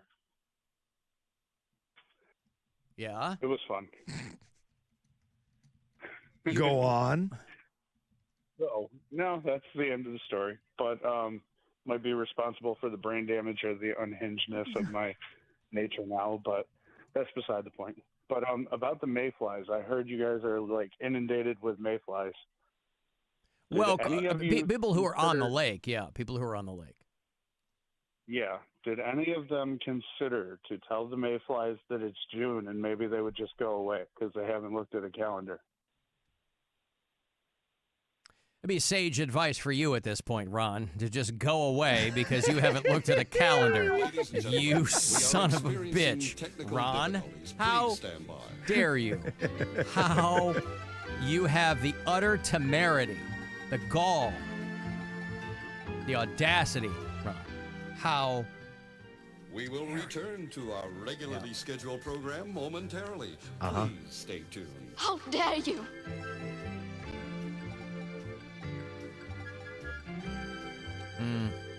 I was reading a story about a guy who fell into a toilet at a park. He fell into one of those huge state park toilets where it's just a tank with chemicals. God. Right? Oh, God. And he didn't speak English, so they had to bring a translator out to talk to the guy. A guy in Shaver Lake, California. This is Fresno. What is there to talk about? Just get him out. Yeah, right. He was trying to get his sunglasses. Bro. Oh. I had my sunglasses stolen recently out of my car, that's a bummer, but I would not, if they had been on my person and fallen into a campsite vault toilet, I would not have gone after them, as much as I love them. This is in the Sierra Nevada mountains. First responders called to Camp Edison. This is Saturday afternoon. They got a call that there was a guy down in the toilet vault. Now, let's see what puns they make of it, Rob, when they do it on the local news. Are you ready? Yeah. Because you know they're gonna. Yeah. Now to a situation that flat out stinks. Hey, it flat out stinks. Situation that flat out stinks in eastern Fresno County. First responders rescuing a man trapped in a vault toilet near Shaver Lake. This is at Camp Edison this afternoon. The Fresno County Sheriff's Office says the whole thing starting when the man dropped his glasses in a toilet. That's right, a toilet, instead of letting them go. They say he tried getting them back before falling in. And we mean all the way in. What is this guy doing? We understand what you're saying. Yeah, he got in the toilet. That's right, a toilet. And then he fell in all the way in. What are you doing? I know it's a kicker story. He'd fallen into the waterless, non-flushing toilet. We all know what these are. You got porta potties, and you're going to have a tank there, right, with the blue fluid and all kinds of just nasty stuff. This is one of the state park vault toilets. Yeah. So it's in a fixed building. You walk in, and it's a much bigger tank underneath. And this guy, dropped my glasses. You know, sometimes people will do this if they drop their phone or something. Sure. And in that split second, you could kind of understand going for the phone. Glasses? Nope. Sunglasses? Nope. The man was in the toilet for 15 minutes before they were able to get him out. Fallen into the chemical storage tank. I remember about 10 years ago, there was a story. We probably talked about it at the time. There was a guy who had been arrested, Boulder, Colorado way. It was out there. There was a guy who had been hiding in the toilet tank so he could watch girls poop. Okay. Right? This woman was like, I was at a yoga festival, and I know, her quote was, I saw a feces-stained man run into a different part of the, and then they were like, they caught this guy. He'd been hiding in other bathrooms around Boulder to watch women go. Chuck Berry walked so this guy could run, Rob. You know, they gave him like 4 years in prison. That's this good. guy, you know. Hasn't he suffered enough, ladies and gentlemen? He was feces stained. But Jesus, imagine that's your fetish. I think for me, because you never really know what your brain is going to tell you you're into. Sure. So it's kind of like rolling the dice or spinning a wheel. And some people are like, oh my God, thank you, I like feet. And then the other people are like, I like poop. God damn it. I don't son of a bitch. I don't want to like poop. He's ever rolled that wheel. Oh, God. Poop? All right, well, now I have to hide in chemical vault toilets to watch girls unload. Nobody wants that. Why couldn't I get pee? Damn it. Oh, come on. Oh. It smells like the devil pinched off a loaf in here. Yeah, you For don't me, want the that. story begins and ends with the fact they had to get a translator. Like smile is a universal language. If you're stuck in a chemical toilet, you don't need to know what the guy's saying. I guarantee you the translation is get me the hell out of here. Hey, does anybody know what caca means? Hey, this is gross. Get me out. It doesn't matter what the language is. You can tell by the way he's saying it what he's saying. We've got somebody coming to remove you from the caca. Imagine they get the translator in there and the guy's like, no. He's actually saying, don't take me out. He's really enjoying himself. Yeah. Jesus. The guy who was hiding in the toilet, he pled not guilty by reason of insanity. He said that he admitted on spying on women in bathrooms in other states and counties more than 1,000 times. The court said that he was a danger to society. Oh, you read that wrong. It actually says insanitary. WMMS Rob on social media, if you're looking for him. Yeah, why do you need a translator for this guy, by the way? You don't. Hey, does anybody speak poop? Yeah, the guy's stuck in a toilet. He can't get out. You don't need to know what he's saying. Yeah. You can wait till he gets out to get the translator. Oh, we don't know if he wants to stay or not. Like, what is the purpose to get a translator while he's in there? Yeah. Guaranteed he wants out. Alan, most wild parakeets carry chlamydia. Well, stop having sex with wild parakeets then, and you'll be fine. My fiance had 27 of them, this person says. That might have worked on your wife, sir. Wow. Surely not going to work on us. Alan, they have to have sex, otherwise they're just a single keet. Yep. I get it. I see what he did.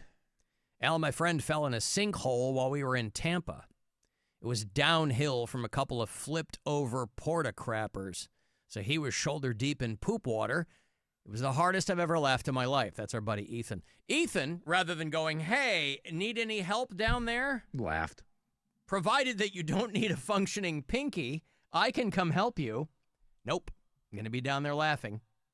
I pooped my pants. I ate too much corn. Oh, speaking of those drops, I got the, for the first time ever, I got the dog one. Today. Oh, good for you. In my Instagram, I got the I'm your dog's. Oh, you did? I did. First time ever. I'm your dog's piss. That's exactly it. It's so an advertisement. I watched the whole commercial. Yeah. To figure out exactly what you were talking about. The algo is always listening. Yeah, it's that spray that makes him not do it again. Yeah. I'm your dog's piss. And it's a talking puddle of piss. That's right. So I'm your great. dog's piss. Oh, it made me so happy. Yep. And now I use that as my bio on my Tinder profile. I'm your dog's piss. Hey, Bentley. We talked to Bentley a while back. What's up, Bentley? Oh, Alan, what's up? How are you, man? Happy birthday. Thank you. Happy birthday. I'm told it's your birthday, too. Can that possibly be true? Yep. Did you tell? So I've been at my dad's work since like 6:30, I think. Yeah. And his friend from work gave me $20. Hey, that's the least I could do, hauling your ass out there at 6:30 in the morning. It's summertime, bro. You're supposed to be out partying. Yeah, Alan's sitting in my driveway. Because I know, I was so excited. So I really wanted to call you. Bentley, are you 11 today then? No, I'm 10. Oh, you are 10 today. Okay. Now I'm officially 10. This is a big Officially birthday, 10, Bentley. yeah. This is the first time you're crossing over into double digits, Double man. Remember, digits. this is a big deal. Hey, 15 more years, you can rent a car and get the hell out of Wadsworth, Bentley. Yeah, so dude. just look down the road, all right? That's exciting. What are you going to do for your birthday? Are you getting presents and cake and all that tonight? Key lime pie. Definitely key lime pie. Key lime pie, Attaboy. right? That's the best of the Pretty pies, sure. of course. Yep. I'm going to a candy store. Going to a what? He's going to a what? Tanning salon? You're cutting out, Bentley. You're going to what? Candy store. Candy store. All right, like, Candy store. Are you going to Freaks and Geeks? And stuff. Yeah, Freaks and Geeks. Yeah, buddy. Where is that? In Medina, not far from where I live. Oh, I know like Sweets and Geeks. I don't know that. That's what I meant. What did I say? Yeah, Freaks and Sweets Geeks? That's the movie. Yeah, Freaks and Geeks. Yeah, Sweets and Geeks. There's one at North Olmsted Mall there. Great Northern. All right, good. What do you get? What's your go-to candy?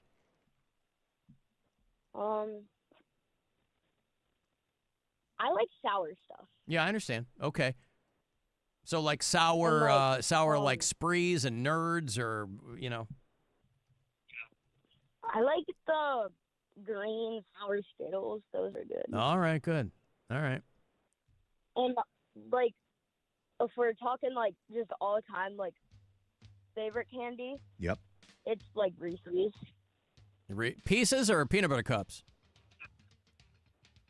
The peanut butter cups. The peanut butter naturally, cups. yeah, that's the right answer. I like the dark thins.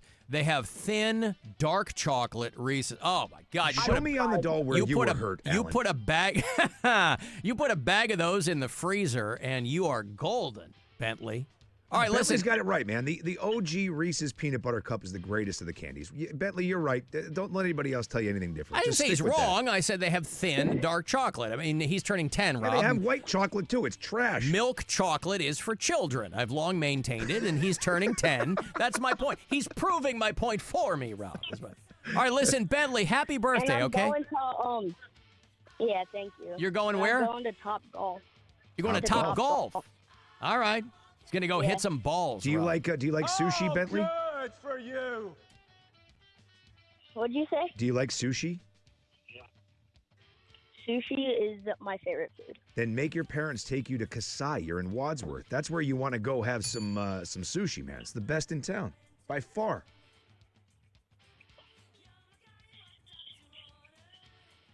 Okay. He's got nothing for that. Yeah, Just he's got nothing go for eat that. some sushi, man. All right, Bentley, happy Happy birthday, birthday. okay? Okay, thank you, guys. All right, thanks, guys. There's Bentley out in Wadsworth. Did he tell us last time that we had the same birthday when he called? I don't think so. I don't remember that either. But I'm just trying to stick his dad with a huge bill for his Oh, is it birthday. expensive? It's a good sushi restaurant. Yeah. Yeah. It's Yeah, delicious. the Father's Day weekend was expensive for me. We went to sushi. We went to Ninja City on Saturday. We had brunch on Sunday. And you had all three. I had all three, baby. Yep.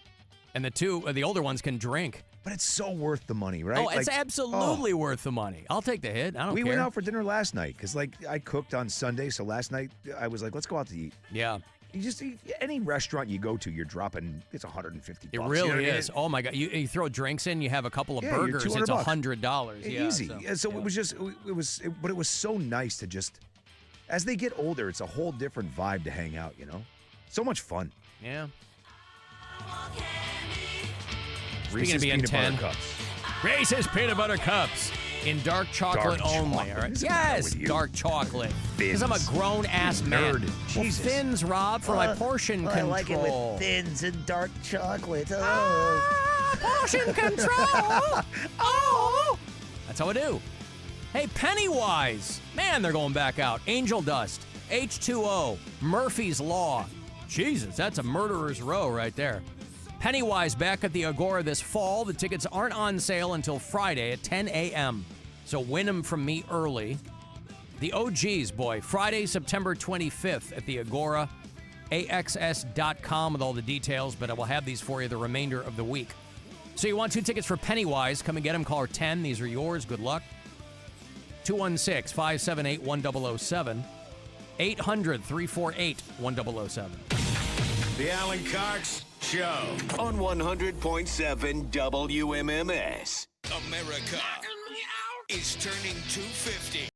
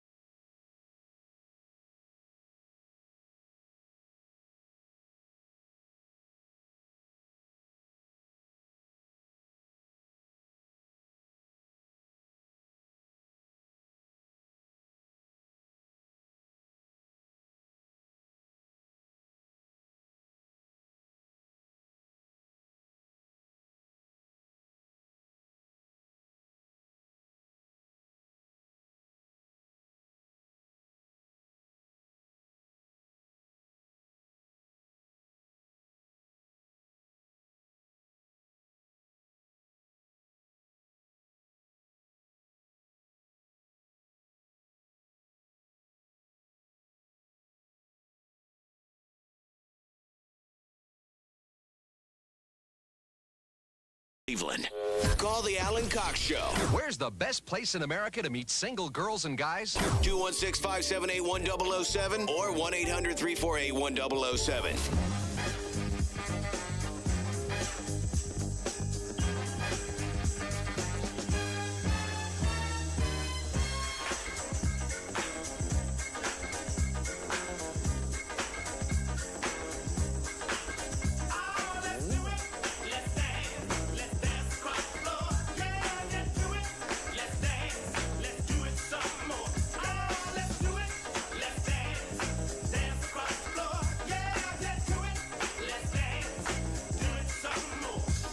Guardians lose to the White Sox last night. Oh. At Comiskey, whatever the hell they're calling it now. They are tied for first now in the division. We'll see what happens. This is legit, and you can't always say this.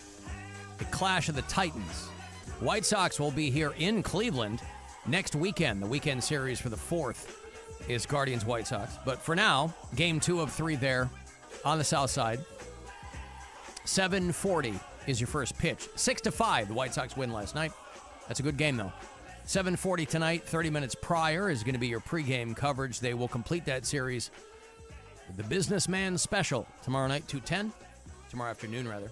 And then the Guardians will come home through the weekend to host the Mariners and then the Tejas Rangers. By the way, speaking of the Rangers, when I was on in Detroit for many years, Torrey Hunter was with the Tigers. I think he's with the Rangers now. But he and White Sox legend Jim Thome, Who's Rob? That? I'm sorry, I'm not familiar. They are managing the high school All-American game. 9-time Golden Glove winner Torrey Hunter. That's Torrey with 2 eyes. Unlike this company's CEO.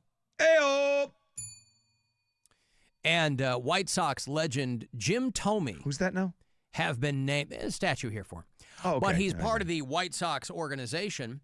He's the pride of Peoria, Illinois. You think he lost a bet? Take that job? What do you mean? Well, you said he took an office job with the White Sox. He's a legend here in Cleveland. He's a White Sox legend, Rob. He probably sat there. He was playing cards, and they're like, okay, Jim, if you win this hand, yeah, you go to the Guardians. Yeah. Indians. Yeah. You lose this hand. Yeah. Go work for the White Sox. Oh, darn. I've got to go to Chicago. Anywho. All right, fine. They are the co-managers for the 2026 high school All-American game, the top high school baseball talent, the class of 2027. And it's only, that has not been around for very long, that high school All-American game. It's only, I think, 6 or 7 years old. 6, 7.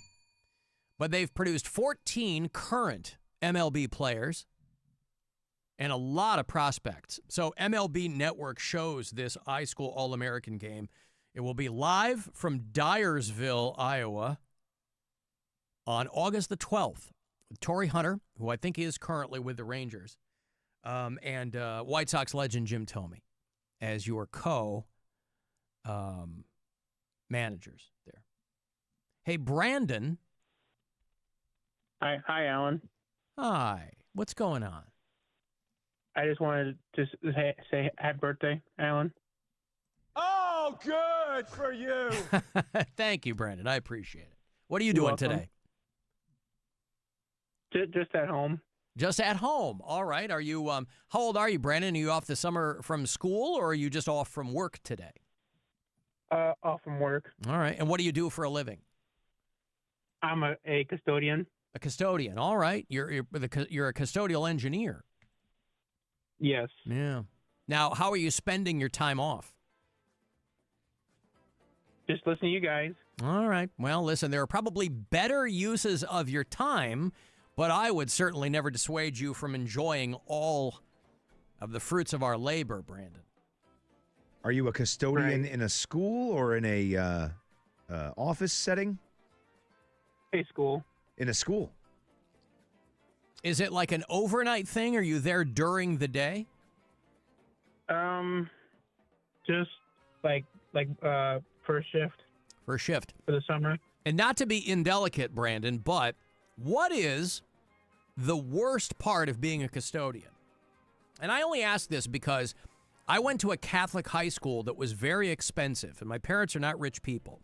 So in order to go to this Catholic high school, I had to do some work for them. It was like a work-study thing, right, which you normally have in college, but I had to do it at my high school. It helped with my tuition.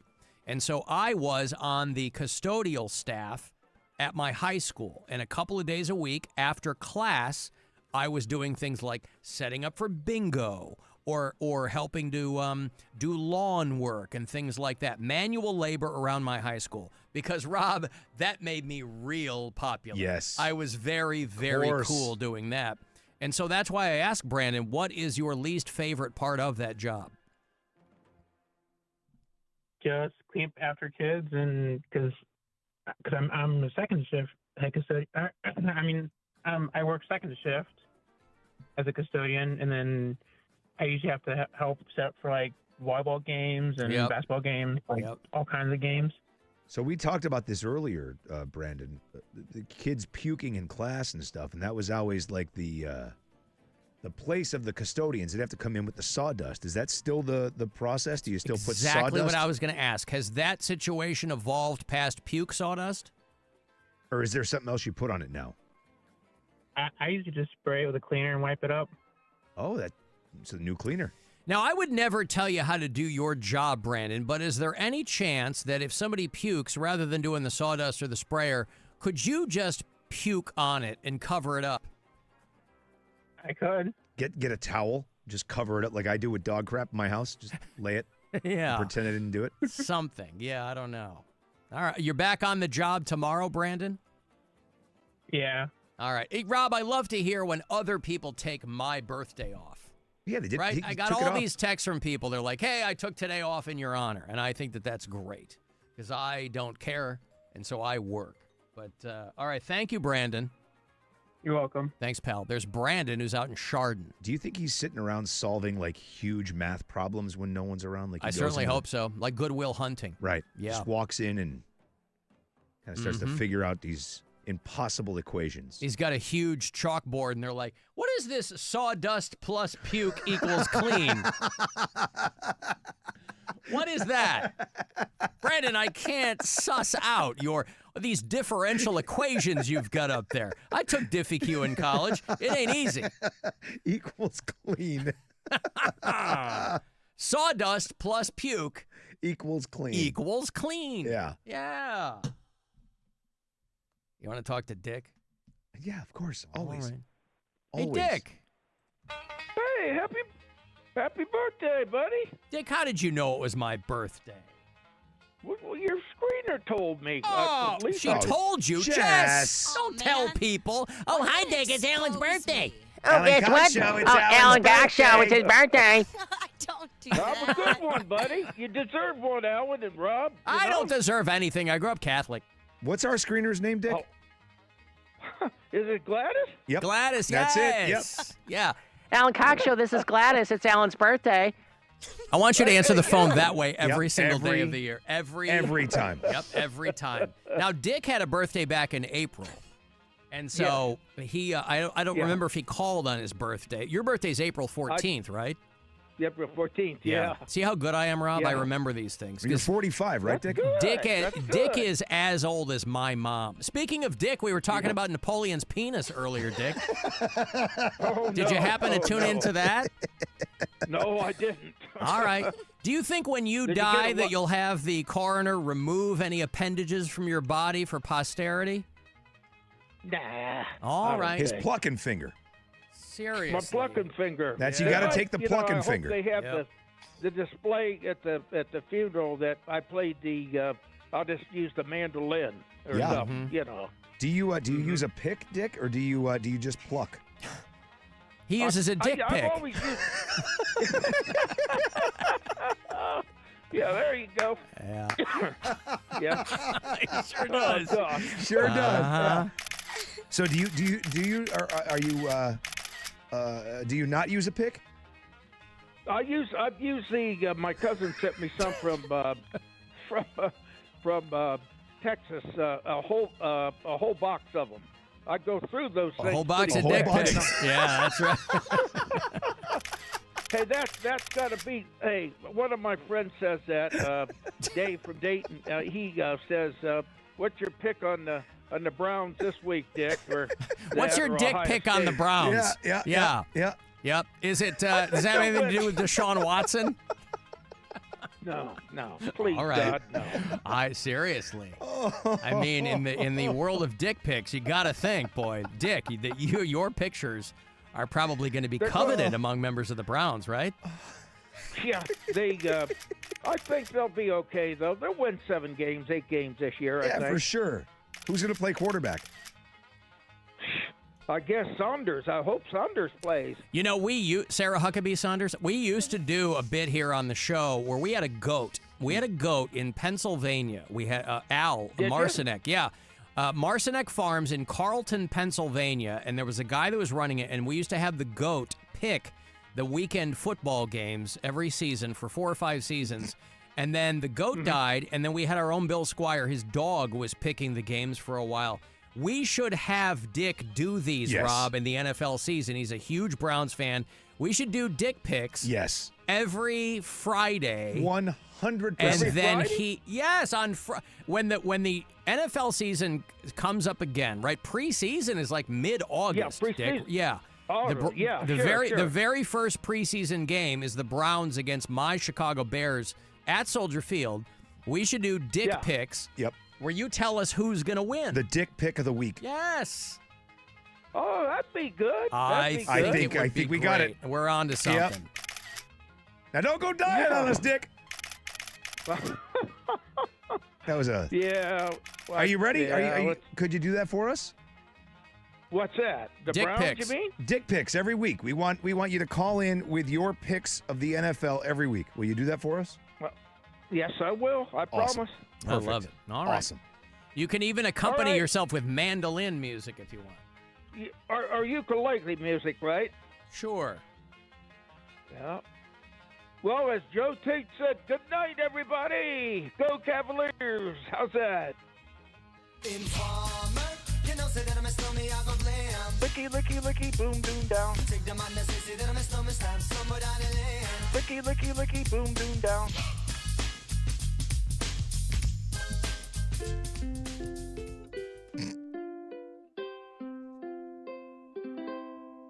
You homosexual? Yeah, I don't care for that. Happy Jess back there. Mm-hmm. Every time. Hi, it's Gladys. It's Alan's birthday.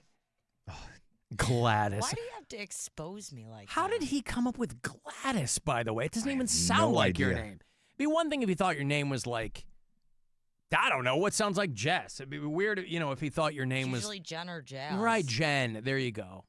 But no, he called early before he hung up and then called back. He's like, Gladys, I'm still on hold. Yeah. I'm like, okay.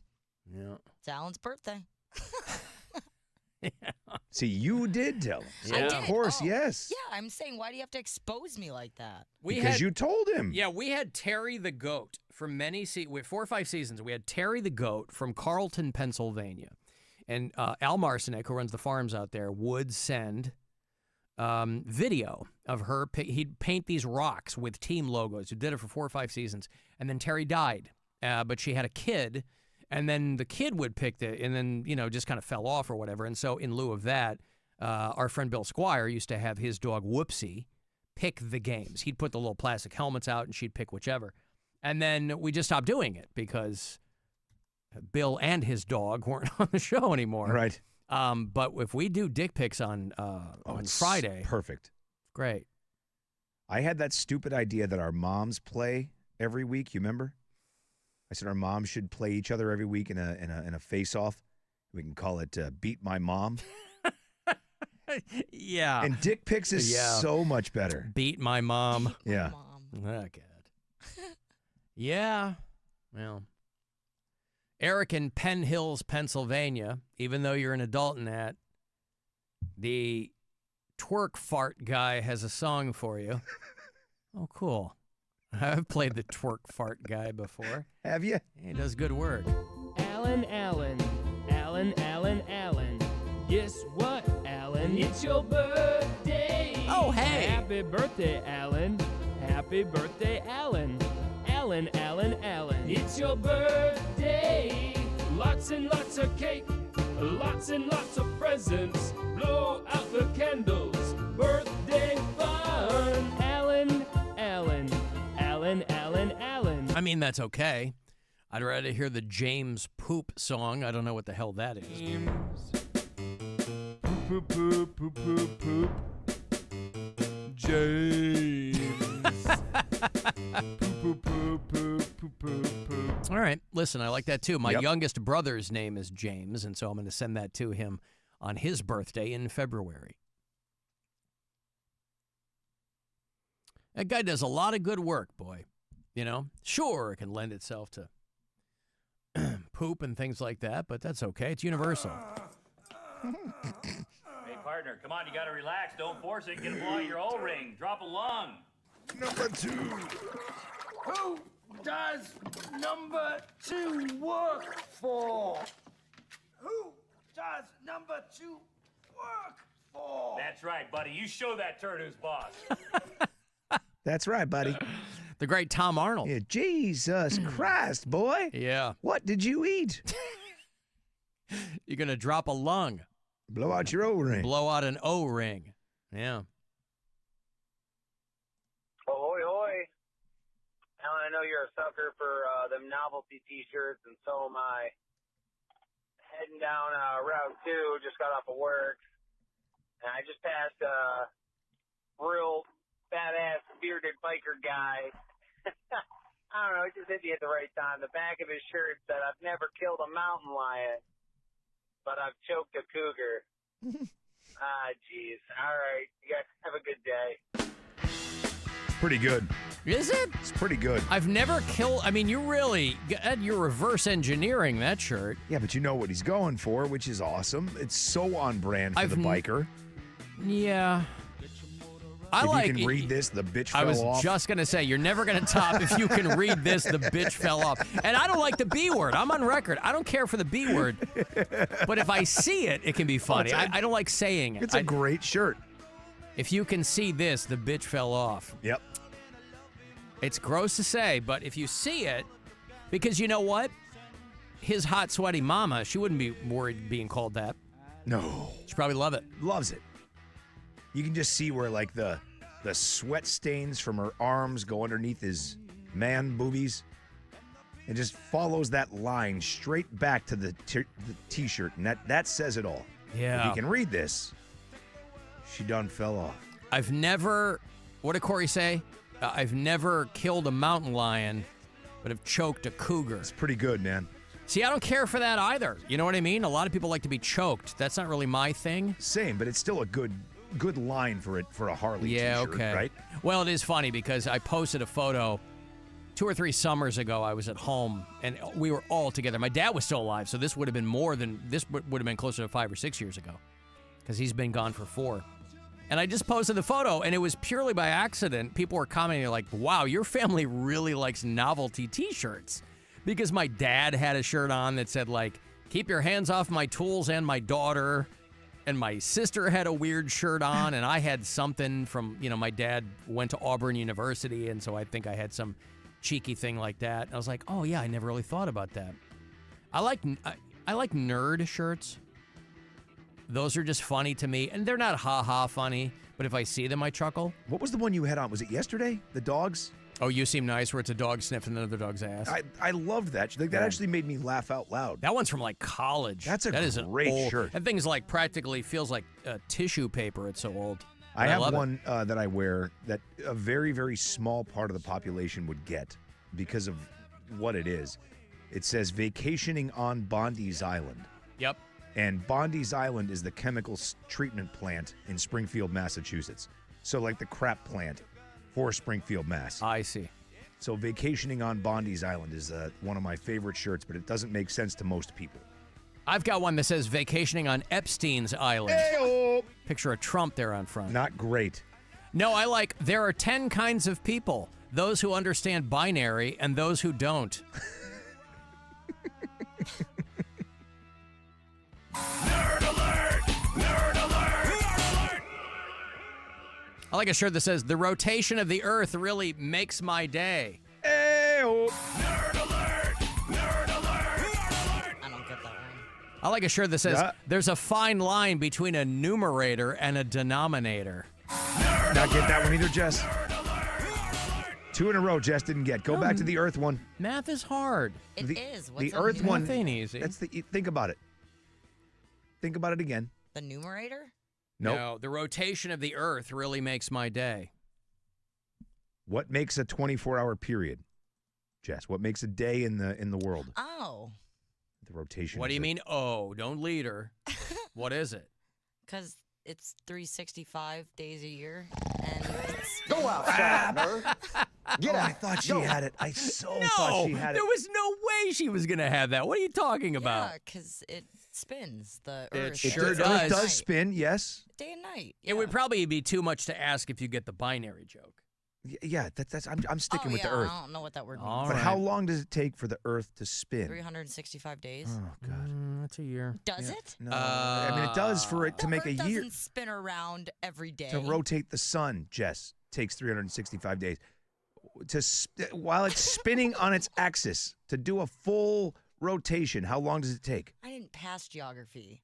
Geography. Oh my God. All right. Okay. Anywho. It takes 24 hours a day, Jess. Yeah, day and night. This is a Jess level event. I just have to hope that she's going to send her child to private school. I was trying so hard to help her. I No, know. he's going to be homeschooled. Oh, please. Yes, bro. yes, yes, yes, yes, yes. Do that. Do that. Homeschooled. Wow. Yes, yes, yes, yes. If we get any votes, I'm going to give you every possible vote I can give you from my house to yours. Keep that kid in homeschool. Yes. I grew up with a sink in every room. My mama taught me everything I know. How many darts are in a box? Of 20 of them. Marlboros. A Marlboro Red. Darts. Camel no filter. I was picking tobacco out of my tiny teeth. Now I talk through a hole in my neck. Homeschool. This is the greatest thing I've ever. The greatest thing I've ever heard. Do it. Yes, yes, yes, yes, yes. Today we're gonna watch the greatest movie ever made. It's called Paul Blart Mall Cop. That's first grade. He'll do every year. He'll write a paper on Paul Blart Mall Cop in his senior thesis. Yes, Jess, please, please. Miss Hutchinson, we've never dealt with a student who had to be held back multiple grades. In homeschool. Usually it's 1 or 2. Hey, listen, I've got $100. That's a C note to you and me. To American Fireworks. They have 3 locations, 2 here, 1 in Michigan, Cleveland and Hudson. And then they're in Memphis, Michigan. They're open 7 days a week. Find them on Facebook, AmericanFireworks.com. They always have coupons and deals and stuff. $100. That'll get you started. American Fireworks. The 4th is coming up. Not like people care. People are firing off fireworks 365. Jess, people are shooting off fireworks every time that the Earth rotates around the sun. Every year. Yeah. Every day. Every day. Yeah. $100 here for you. Caller 10-216-578-1007 or 800-348-1007. The Alan Cox Show. On our free iHeartRadio app and your favorite smart device. Just tell it to play The Alan Cox Show on iHeartRadio. Our iHeartRadio Music Festival Presented by Capital One is coming back to Las Vegas. September 18th and 19th at T-Mobile Arena. Streaming live on Disney Plus and Hulu. And you can be there. For a weekend full of superstar performances. BTS. Benz and Boone. Cardi B. Goo Goo Dolls. Kenny Chesney. Lainey Wilson. Major Lazer. Muse.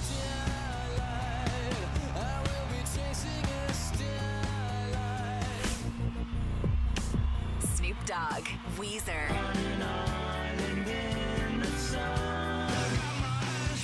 Zara Larson. And more.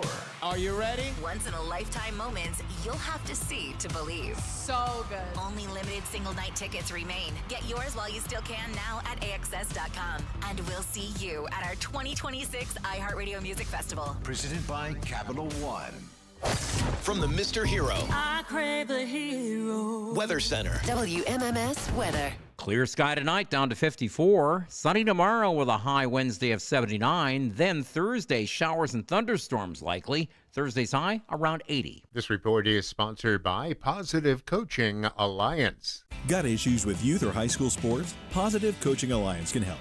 PCA, a national nonprofit, offers more than 1,000 free online resources for youth and high school sports coaches, parents, students, and administrators. Visit PCADevZone.org. What? The Coit. For all those four-letter moments, just remember ours. Coit.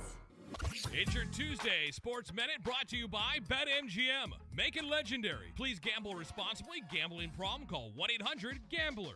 World Cup soccer, 4 games today. Portugal and Uzbekistan.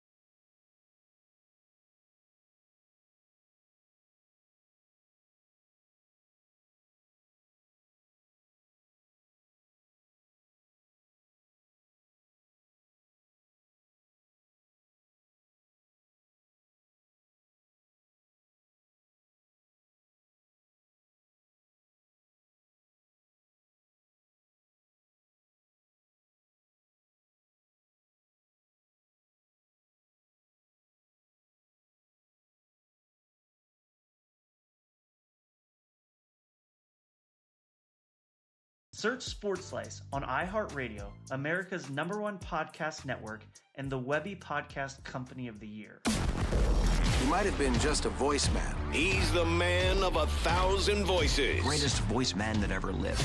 None of which will make you laugh. But he never took a performance for granted. Alan Cox. On 100.7 WMMS. She don't have a team measure. Never gave that slave to her dad. When she talks rough things, maybe the ducks weren't so bad. She's empty in the just tank. Empty in the just tank. I got multiple messages from people in the break that their Jess tank was empty. That one, that last one, Jess, I tried to bail you out, man. Wow. Yeah, I tried really hard. Take the W while you can. I kept giving it to you, like just complete layups, trying to just give it to you. Well, I have facts that I know now about the sun. Okay. Yeah, And gas those giant. Oh, it takes like 67 minutes or something for a ray to hit the sun. Oh, Christ almighty. The They're not most ones that random matter. fact of. I think that one's wrong. What are you talking? Never mind. Jess, you did go to high school. This is stuff you learn in like the 7th grade, let Even alone high before school. that. Yeah. I'm always amazed at that. Listen, I haven't committed everything Parma to. City School education. It doesn't That matter. doesn't matter. They're not I just using retain different it. books. They're not using books from the 1600s. But just what makes a day a day? Wait, what? What makes a day a day? Like how do we come Dusk up with a and 20? dawn? How do we come up with a 24-hour day? I don't know. The compass or something? What I don't take- know. North, south, Jesus east, west. H. Christ. Not What only takes- what I like I'm is trying so hard What to I help. like is not only does she understand what we're asking, she's just throwing random things. Compass. A compass. Icy machines. Hey, it's Gladys. Hi, it's Saltine Alan's crackers. birthday. Saltine crackers. What makes a day? The Hallmark Channel? What are snails? Anyway, it's Alan's birthday, guys. Shut up, Jess. Don't try to. Wow. Just It's a full 24 hours. what? Right.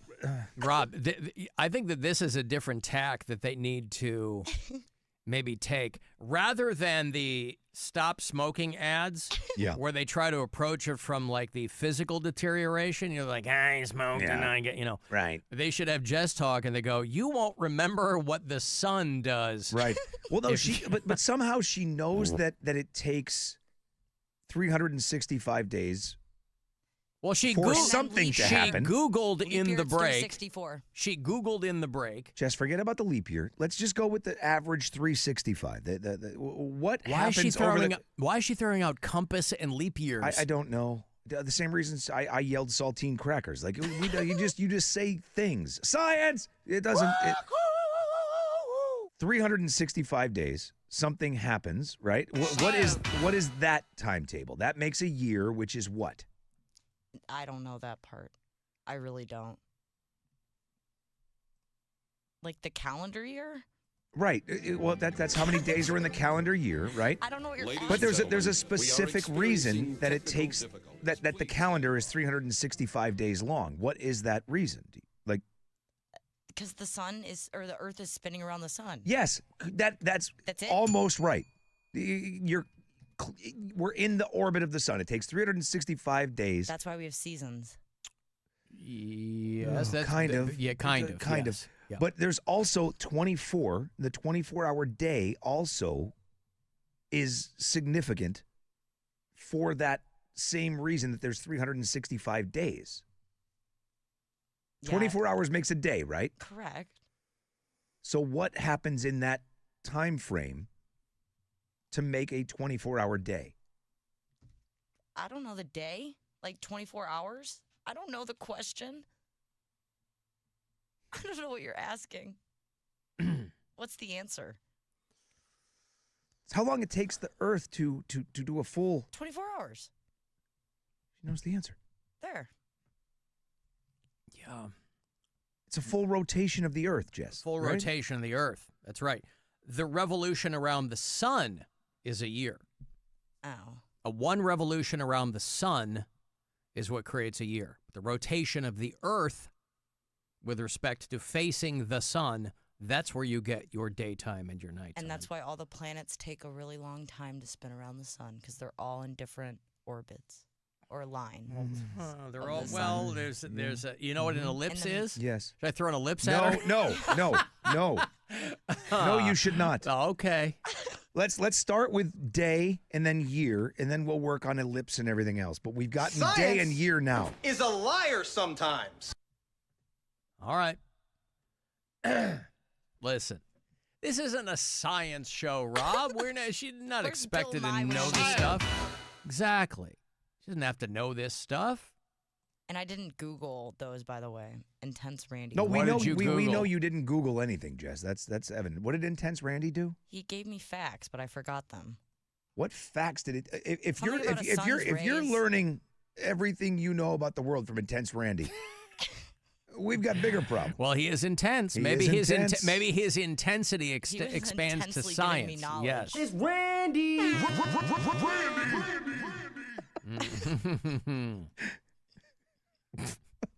Hey, who won the fireworks, by the way? His name was Timothy. Did you see the video of the fireworks stand in Oklahoma that caught on fire? Yes. I love when fireworks places catch on fire because it's so on the nose. It's like such an encapsulation. They understood the assignment. The fireworks explosion. I think this was Oklahoma City.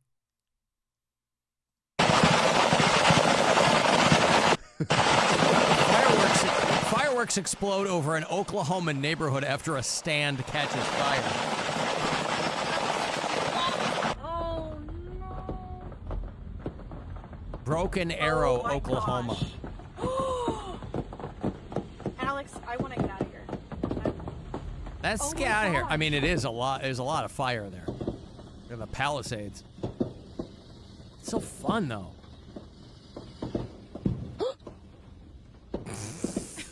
I mean, sure, a lot of lost inventory, but what are you going to do? I like it. It's like, remember the Naked Gun? When he, like, the car goes into the fireworks factory and he's like, please, there's nothing to see here. Everybody disperse. Nothing to see here, please. Uh-huh. Except there was something to see there. The fireworks factory was blowing up. All right. So I think we've covered a lot of ground, Rob. Yeah. She's going to homeschool her child. Just not in the geography aspect, but it's fine. That's not geography, Jess. Astronomy? Mm-hmm. Okay. Holy balls. Mike in Parma asking us, Rob, begging us to stop with all of this woke indoctrination of Jess. You're out here trying to get me on your liberal agenda. Oh, it's so good. I like the meme going around of the reflecting pool in D.C., and it says, Happy Pride Month, LGBTQ. That's pretty good. Yeah, that just keeps getting worse and worse, too, but okay. The reflecting pool. Yeah, the but guy's at a out here from Ohio, I guess. This local dude is getting all this because he's just a pool guy. Listen, those things are never about the actual project. It's about the grift. So it's like it doesn't matter if they do a good job. He goes, hey, I'm going to give you some money. I'm going to pocket $10 million. Doesn't matter what. It's never, ever about the project. It's about the grift. But why make up stuff? That's all he does. But when there's... He looks around and goes, where can I steal some taxpayer money? Hey, we're going to redo this reflecting pool. I got a buddy who's going to do it, has no idea what he's doing. It's only going to cost us $2 million. And then like magic, it goes to $14 million, except nobody knows. So then you get a company to fix it, more grift. It's never about the project. But I mean, it's never all of about the that aside- beautification of anything. It's about how much money you can put in his pocket. I get that, but all of that aside, where do you come up with the 250-foot slit in the pool? Like I don't know. You would see that. Like, there would be video evidence of someone jumping in. I'm not saying that wasn't vandalized. I'm not saying any of that. What I'm saying is No one jumped in the pool and cut a 300-foot slit in the pool in the mall. Yeah, I don't know. It would be caught, right? So when people ask that question, how can you say this is just what it is? Like, that's when I start to question everything. It's pretty gross, though. It is. The thing looks It's a real terrible. bummer. Yeah, it's terrible. Alan, I would love to marry Jess. I would feel so smart every single day. Oh, man. And it would feel amazing. And then they end their text with, sorry, Jess, not trying to bag on you. Well, what else is it? He's trying to bag me. That's not even, Lame. Fair. That's not even a backhanded compliment.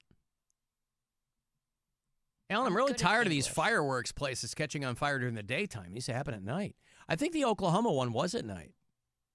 But you really do. You're going to want as much of a spectacle as you can possibly get. You want more Brian? Yep. I promised you. Sometimes I'll kind of just dip in with the Brian, but since it's my birthday today, I'm giving myself the gift of multiple Brian submissions. Yeah, please. He tossed us some pop music from the 80s. By the band M? Talking about pop music. Talking about no pop music. But tell me if you know the band. Keep feeling I do. fascination, You just say it. passion burning, love so strong. Yeah. That's Guaranteed Human League. Human League. They're coming here. Are they? Yeah, Human League is They're doing... still a thing? Yeah, well, they're down to the guy and the two girls. That was a band that started in the late 70s. They were like 5 or 6 people, and then they went off to... I think one of them formed Cutting Crew. Another one of them went to do other 80s bands. But Human League was down to the guy and the two girls. They're doing the Northfield Park Racino. Next week, July 1, Human League with Soft Cell. Remember them? Tainted Love. Boop, boop. And Allison Moye, who was in a band called Yaz. But she did a lot of solo stuff. So, yeah, Human League. I love the Human League. Are you going to go? Maybe. Yeah. Don't sleep on them. I did it's totally random, but I went down a Human League rabbit hole like a week and a half ago. It's like, God damn, I love this band. Keep feeling fascination, passion burning, love so strong. Keep feeling fascination. I forgot this was their song.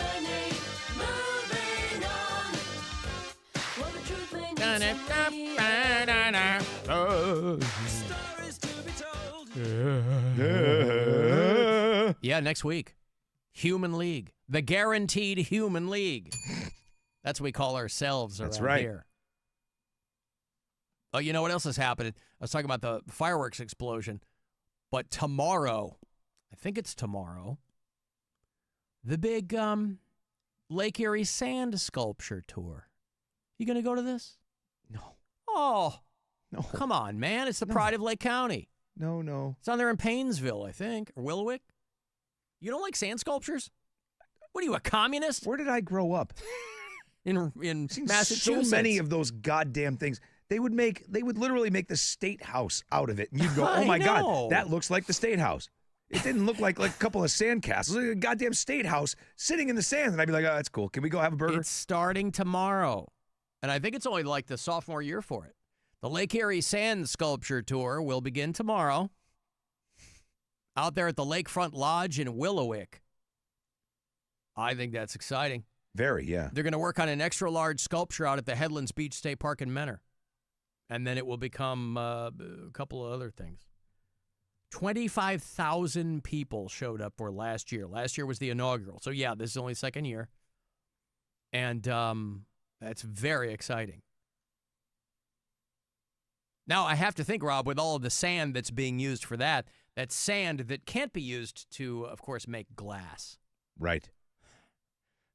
Or just melt the sandcastle down to a glass sculpture. Yes. Yeah. Cut your arm off of that, you son of a bitch. So, yeah, they did it last year. They're doing it again. Sand sculptures. I think that's very exciting. And I think the fact that everybody else is poo-pooing this event makes me really second-guess the whole thing. Alan Jess homeschooling her kid. He's going to grow up to be the next Bobby Butcher. Wasn't that Adam Boucher, Sandler from The yeah. Waterboy? Bobby Boucher. Yeah, sorry. The Waterboy. Who's that? Mama said car washes and showers are the devil. Mama said. I never saw The Waterboy, and then a couple of spring breaks ago, we were in Florida. My father-in-law would rent this massive house in Orlando, and we'd go down there. And we were just kicking around. We'd been drinking in the pool or whatever, and that night we're literally just laying around and eating snacks or whatever. And The Waterboy came on, and I'd never seen it. And I'm lying there. I'm like, this movie is terrible. Oh, stop it. Terrible. Mind your this tongue, movie AC. sucks. Oh, come that on. dumb voice he's doing, and oh my God. I'm like, this movie was a hit? Oh, huge. I love Sandler, but like Little Nicky sucked, and The Waterboy sucks, and oh God. Mama said I could play foosball. Henry Winkler's, like all of the other things are great, but that dumb voice, oh my God.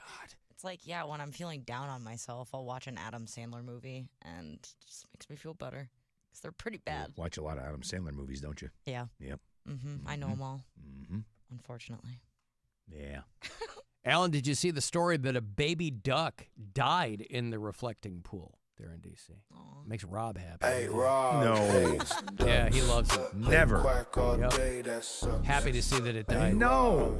So happy. I don't want to see any animal die ever. Nope. The song explains the whole thing. Yo, my neighbors got ducks. They be quacking all day, bro. I think I had enough. And every time I sleep, they be quacking up a storm. Every time I leave, I hear the ducks going off. Hey, hey, all I hear is quack, quack, quack. Like a Donald Duck ad-lib. Quack, quack, quack. It's A Donald Duck ad-lib, Rob. That's right. Yeah. Dynasty in my backyard, that's a fact.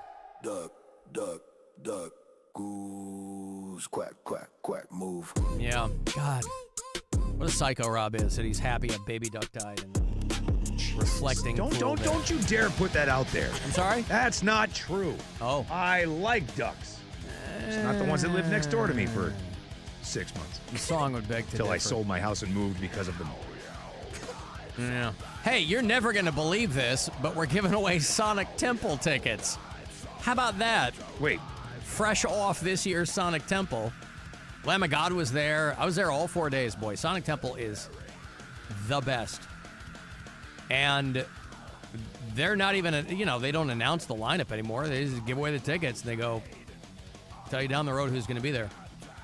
Sonic Temple 2027. Back at Historic Crew Stadium in Columbus, the 13th through the 16th of May. 4-day passes start at $1 down. There are a million different ways you can get tickets. A lot of people do layaway. SonicTemple.com will keep you up to date with all the info. You can get on the email list. Get the info first. But I got tickets for you the remainder of the week, so you can secure them now. A pair of GA passes for all 4 days of Sonic Temple next spring. I'll see you there. We'll do some shots. So caller 10, these are yours. Good luck. 216-578-1007 or 800-348-1007. The Alan Cox Show on 100.7 WMMS. We got stuff. You want stuff.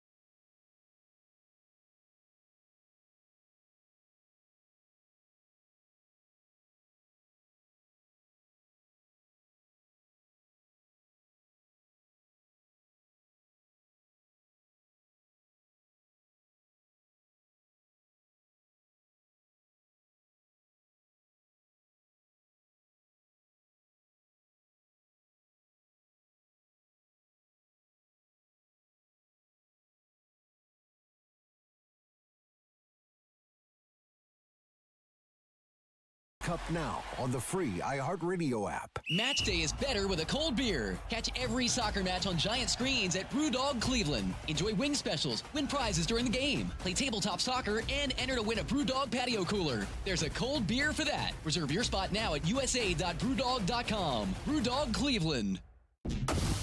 Buzzard Radio is WMMS Cleveland, an iHeartRadio station. Guaranteed human. Our phone operators are standing by with their thumbs up their asses, waiting for you to call. So call. Call the Alan Cox Show, 216-578-1007 or 1-800-348-1007.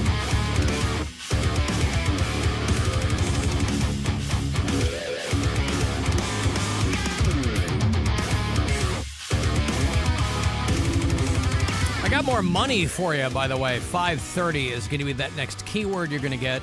It'll be the last one today that you will get to grab your share of the $250K that we are giving away for the America 250 this summer. $2,500 is each one of those keywords, and so 5:30 is going to be the last one that you will get today. So listen for that. Guardians, White Sox. Guardians lose last night. They're in Chicago 6-5. That's a good game, though. Game 2 of 3 tonight, 7:40 is your first pitch. About 30 minutes prior, your pregame with Hammy and Rosie and the whole Hee-Haw gang. Alan, I hate you and your White Sox fandom. As we were watching last night, your mom and I still couldn't figure out why you root for them. You know what? Those jokes were kind of okay before my mom had an actual boyfriend. The trouble is, and as conflicted as I might be about my mother having a boyfriend, the bottom line is he's a nice guy. And also, it pretty much diffuses all of you dummies who were texting me about putting it to my mother. How dare you? Unless she's two-timing. Years ago on the program, I think it was when my grandmother was still alive, and she's been dead for 10 years. There was a running joke about how my grandmother, my dear grandmother, was a slut. It was like, and it made me uncomfortable. We got into it. I don't remember. Maybe a listener can refresh my memory. But if you go that far back with the show, Bill Squire would make jokes about my grandmother being a slut, and I led them into it. It wasn't their fault. Sure. But I forget what the source material was. I don't know, because I come from a long line of age gap relationships. Like my parents were only a couple of years apart, but my grandparents were like 15 years apart. My father's father, who I never met because he died when my dad was 15, but my father's father had been married twice before he was born, had no kids, but going way back, like, you know, it was problematic. Like my paternal grandfather's brides were way younger than him. And so there was an age gap there between my paternal grandparents. But again, I never met. I met my grandmother, my paternal grandmother.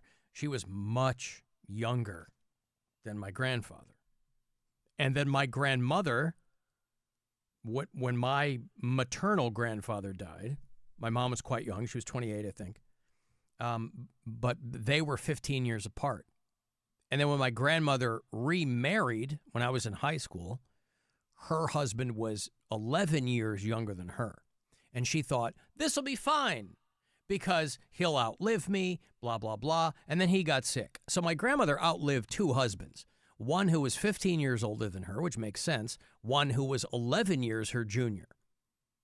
And she lived to 102. So I come from a long line of age gap relationships. And I wouldn't go so far as to suggest something like that's genetic. But, you know, other than that, like my ex-wife was 5 years older than me. But literally every other person I've dated or, you know, my current wife is 10 years younger than me. I just never felt like I had much in common with people my age. And part of it is what we do for a living. Part of it is probably I'm on this side of juvenile. But I just never had that much in common with people my own age. On the right side I'm not of talking juvenile. about golf. I'm not talking about, you know what I mean? Like, I just... How about that Masters tournament yesterday, It's Alan? fine, yeah. No, it's fine. If I'm in functions and there's people talking about stuff, I'm always off to the side. I'm happy to chat with people. I'm great at small talk. But when people are like, oh, we were the other night, did you watch that? I'm like, no. Is Rob going to see Paul Simon tonight? Are you going? I don't know.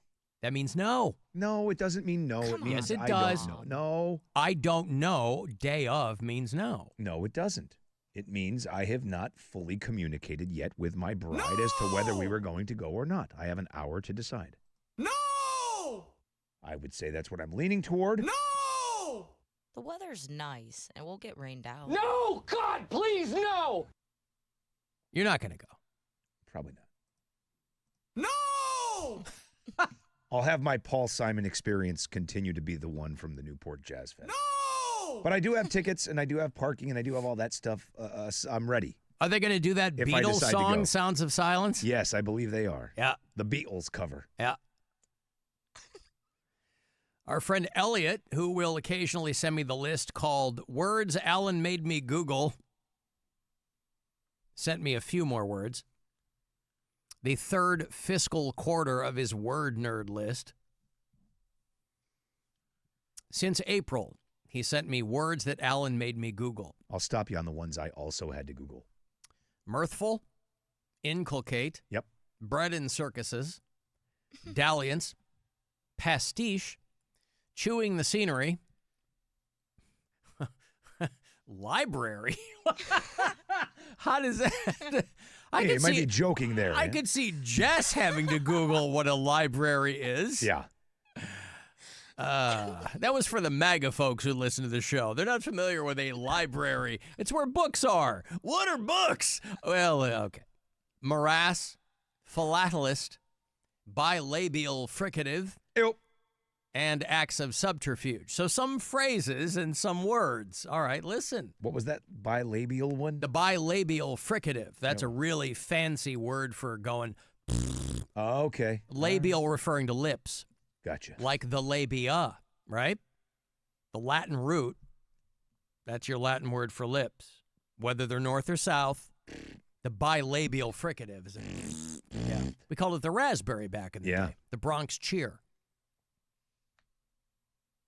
Al and I grew up here in Northeast Ohio, an Indians fan. I live here now again, but I lived in Chicago for 20 years and had Sox season tickets while there. When Cleveland and the White Sox play each other, I'm always satisfied with the outcome. That's kind of how I feel, too. You know what I mean? Like, I'm never mad when the Guardians beat the White Sox. I will always root for the White Sox because they're my home team. You know, people would give me a hard time when I first came to Cleveland. You live here now. I'm like, if you moved to Dallas, you wouldn't start rooting for the Cowboys. You can't get Cleveland people to shut up about sports when they live somewhere else. And that's where we relate to each other. Not least of which, the reasons that for long stretches of time, Cleveland and Chicago teams also suck. So we've got that in common. That's why it was so hard moving here. I mean, I moved from, yes, championship capital of the world. NFL ring central. Yeah, I mean, to Cleveland. NBA championship. Yeah. I mean, we just rake that stuff in. You talk about exact opposite end of the spectrum. But not even halfway through, like the exact opposite end. One of the only teams with a winless season, and you came from Patriots country. Yeah, it was a long 20 years, Alan. It's really tough 20 years, all those championships. It was, it wasn't, I mean, at a certain point, I mean, if you didn't make the Super Bowl, you were just disgusted. What's wrong with this team? Like, what are we doing? Why are we even playing? Well, that's why for the many years that I lived in Pittsburgh, during the Big Ben era, because they stunk for a long time too. When I first moved to Pittsburgh, Tommy Maddox was the quarterback. And so Ben got to Pittsburgh right after I did. And people got soft. Yeah. Because they got used to winning. Right. They were mad when they weren't like going to the Super Bowl or whatever. And you get used to it. You take it for granted. That Ozzy cover band is doing Men of Rocks tonight. We should go to that. Forget Paul Simon. Let's go see that dude pretend to be Ozzy. What are they called? I don't know. It's a guy. It's Fozzy? It's called Crazy Train. That's Crazy Chris Jericho. I know. By the way, they were at Sonic Temple. They're not bad. I know Fozzy started as a goof. Chris Jericho, the wrestler, has a band called Fozzy. And they started as an Ozzy cover band. They just called themselves Fozzy. But then people kind of started to dig them, and they started to kind of do their own songs and break it out, and they were at Sonic Temple. They're not bad. I didn't mind them. I don't know anything about wrestling, so I knew who Chris Jericho was. No, tonight is Crazy Train, which they refer to, we've talked about this, the ultimate, in italics, touring Ozzy tribute show, hosted by Vinnie Cormier, the best Ozzy impersonator you can get, is what it says. Probably. I'll be the judge of that, If by you the say way. it that way, that's probably not a great Long feather in your brown cap. hair and round John Lennon glasses. You're going to need a bit more than that. But anyway, and his son Dylan on guitar. So it's a real father-son situation there. Crazy Train plays every show like it is live and loud 1993. So they're not doing late-stage doddering teleprompter Ozzy. No. They're doing primo late 80s, early 90s Ozzy. Peak of his powers, right? Pre-Osbournes, but post-Ultimate Sin. That's tonight, out there in a minute. And then tomorrow night, next week. Oh, I thought it was like every night. Oh, they're like a week apart. Philip Phillips. That's tonight? No, next week. Ozzy's tonight. Ozzy is tonight. The Ozzy tribute. That Philip shows him can't miss. I got to get to that one. That's why I'm not going tonight to the Ozzy thing. I got to go see Philip Phillips, real Philip Phillips. You want to save up and play. What's the your song called? excitement. Home. I'm gonna make this place my home. Philip Phillips. He's from American Idol. He sure is. People are engaging in all kinds of American idolatry. And he was on that show. Have you ever thought about insurance? Maybe your place of business or your residence needs full coverage. That's where I hear this song most. If you're not fully covered, insurance commercials. I mean, it's not you a bad suffer song. from mild constipation. Ask your doctor if Poopafol is right for you. Do you have inflamed anus? Ask your doctor. Every goddamn commercial now, if you're watching a streamer, is for pharmaceuticals. Totally. It used to be like a hacky bit, you know, ask your doctor if whatever's right for you. Yep. Now they're all that. Vabismo, and you're like, they barely tell you what they're for. People just look real happy. It's all the one that sounds like it's the Wu-Tang Clan. Yeah. The Rizm Kism. Rizm Kism Abrizm. Asbrizza, yeah. Yeah. Ghostface Killer. Hey, What is- Trent. What? I was just going to say, what is that actual medication? Skyrizi. Skyrizi. That's it. Yeah, Rizm yeah. Kism Abrizm. That's how we all know it. Trent. Hey, Alan. What's How up? are you? Good. Well, first of all, I want to say I love the show. Thank you, sir. It gives me Oh, lots of good for entertainment. you. Well,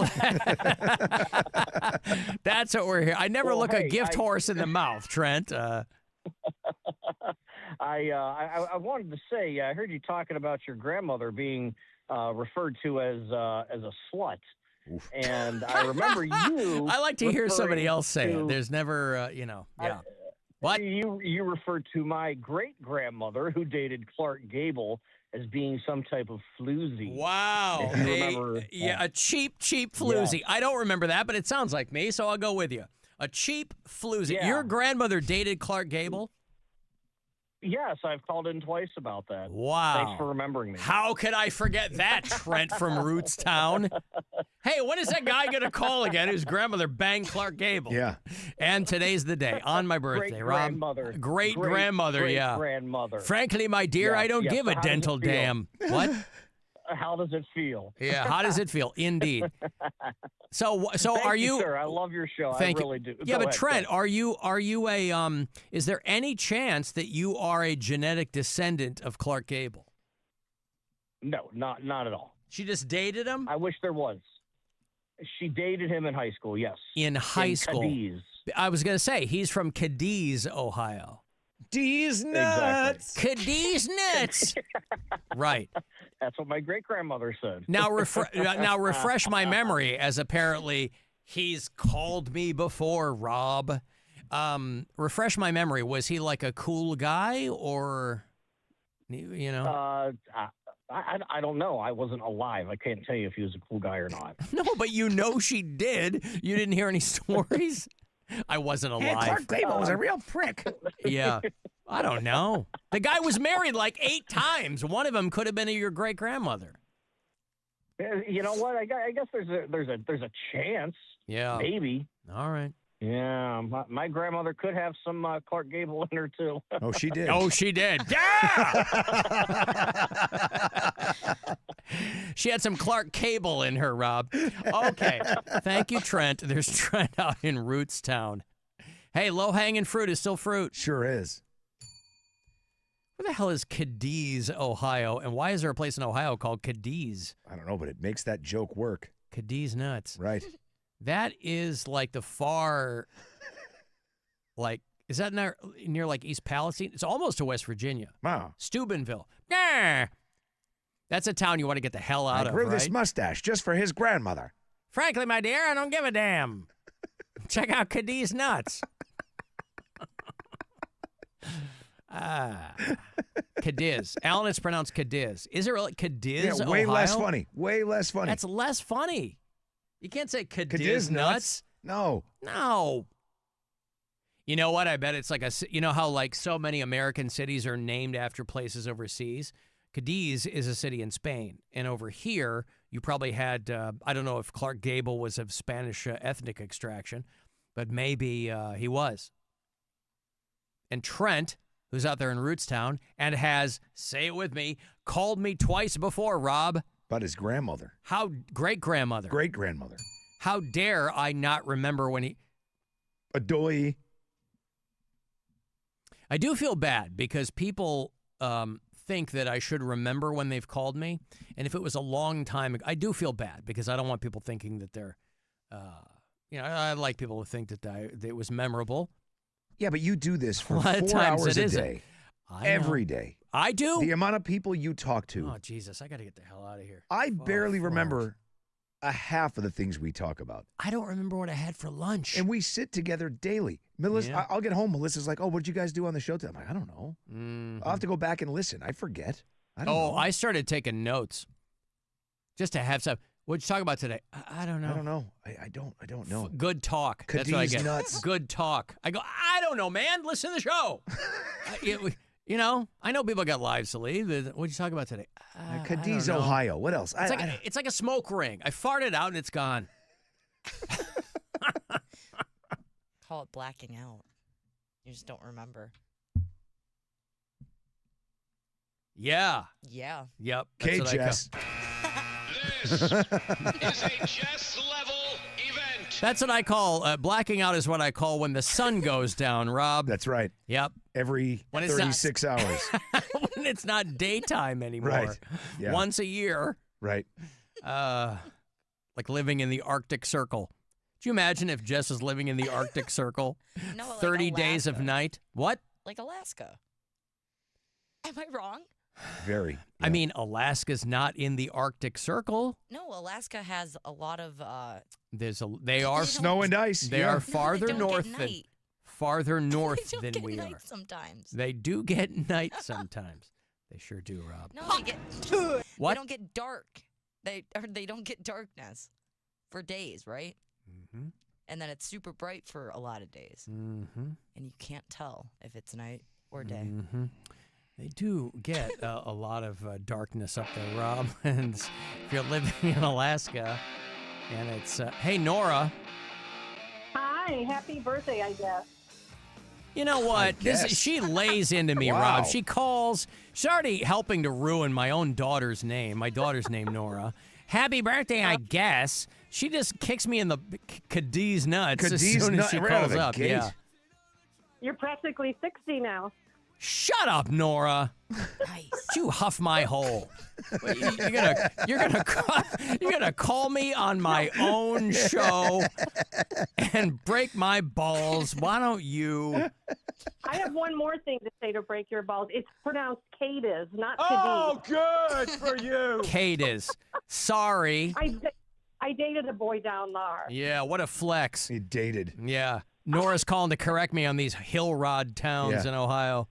It's Cadiz. I dated a boy. He was Clark Gable's great-grandson. I got destroyed in the back of a Buick to a boy in Cadiz. Yeah. I led him into a very uncomfortable position. Alrighty then. Alrighty then. I like how my screen says. Okay. My screen says Alan is wrong. Yeah. Nora calls and Alan is wrong. That's my screen. Cadiz is the name of the town because that is what makes the joke funny. Period. Nothing else to say. Whatever. Cadiz. That's even dumber. Cadiz. That's even dumber. Is that what she said? That's what Cadiz? Cadiz. Cadiz? Yeah, dumb. That's even dumber. Terrible. Cadiz is great. Cadiz. Sounds like a radio station. Cadiz. Cadiz, everybody. Nobody's more stupid than us. Cadiz. Yeah. Alan, speaking to Paul Simon, Rob said he was going to Sammy Hagar, and I was going, but wore my Buzzard shirt because Rob asked fans to wear them, and I was the only one wearing one on the lawn. That's not true. And I never saw Rob. I saw a ton of Buzzard shirts. I was there through Rick Springfield. I was going to say. And I bought like 5 rounds of drinks. There's no way you went to Sammy Hagar and one person had a Buzzard shirt on. In fact, the first person I saw was not even in the venue yet. She was sitting on the bridge as you cross over into Blossom, and she was wearing a Buzzard shirt. So take that, good sir. Every city I travel to, I will run into someone. Either they're wearing a Buzzard shirt, or I remember being in the middle of nowhere in Arizona, literally in the middle of nowhere, and I was in this restaurant, and I had a Buzzard shirt on. Because like when I travel, I always pack a couple of Buzzard shirts, right? Because I know what's going to happen, no matter where I go. This couple, there were practically nobody in this place. Middle of the day, hot as balls, I'm having a hamburger. This couple in the corner, I'm wearing my MMS shirt. They go, oh my God, we're from Euclid. Now, they didn't know who I was, but they were like, oh, WMMS. I'm like, yeah, everywhere you go. So there's no way you're at Blossom at Sammy Hagar and you're the only person in Buzzard shirt. By the way, 15% off with the promo code PRIDE at CLA Clothing Co. I posted the thing today. There's a new Buzzard shirt, right? Yeah, apparently, yeah. The Buzzard, the first I saw of it. Yeah, it's pretty cool. But Cleveland Clothing Company, you can use Pride this month. About a week left for 15% off. Motley Crue. First time I saw Motley Crue, they were opening for Ozzy. The real Ozzy, not the fake guy with his kid out there in Menor. I'm going to get you a pair of tickets to see The Dirt. There was a book many, many years ago. They turned it into a movie. MGK plays Tommy Lee. Alongside the band's legendary 86 documentary called Uncensored. They are doing this Saturday night out at Crocker Park at the Regal Cinemas, 7 o'clock screening. And I will throw you a couple of tickets to see them at Blossom this summer. The return of the Carnival of Sins tour. Motley Crue, your headliner. They got Tesla and Extreme in the mix, too. Part of the Minutemen Workforce Solutions concert series. It is August 24th. That's a Monday night, so maybe take the 25th off. Out at Blossom, Ticketmaster.com for the info. So passes to see The Dirt, Crocker Park on Saturday, and then about a month and a half away, get you out at Blossom to see them live. Good luck, caller 10. 216-578-1007 or 800-348-1007. It's the Alan Cox Show. On our free iHeartRadio app and your favorite smart device. Just tell it to play the Alan Cox Show On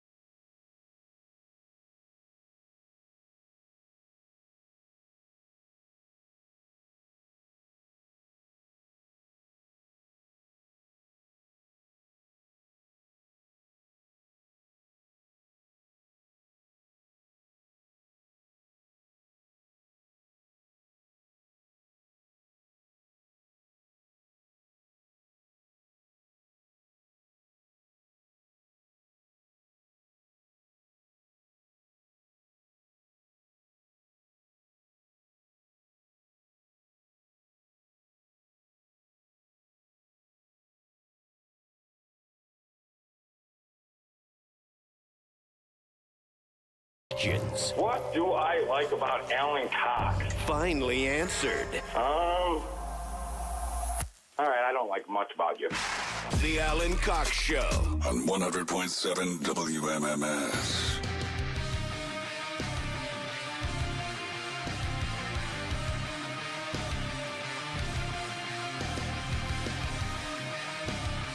Oh, it's not long now.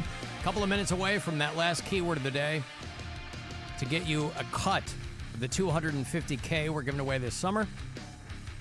$2,500 to you with this keyword here in a minute. This week and next, I think we'll wrap this up as we get into the 4th of July weekend. So listen for these keywords. Guardians and White Sox, game 2 of 3 tonight. Guardians lose last night there in Chicago, 6-5.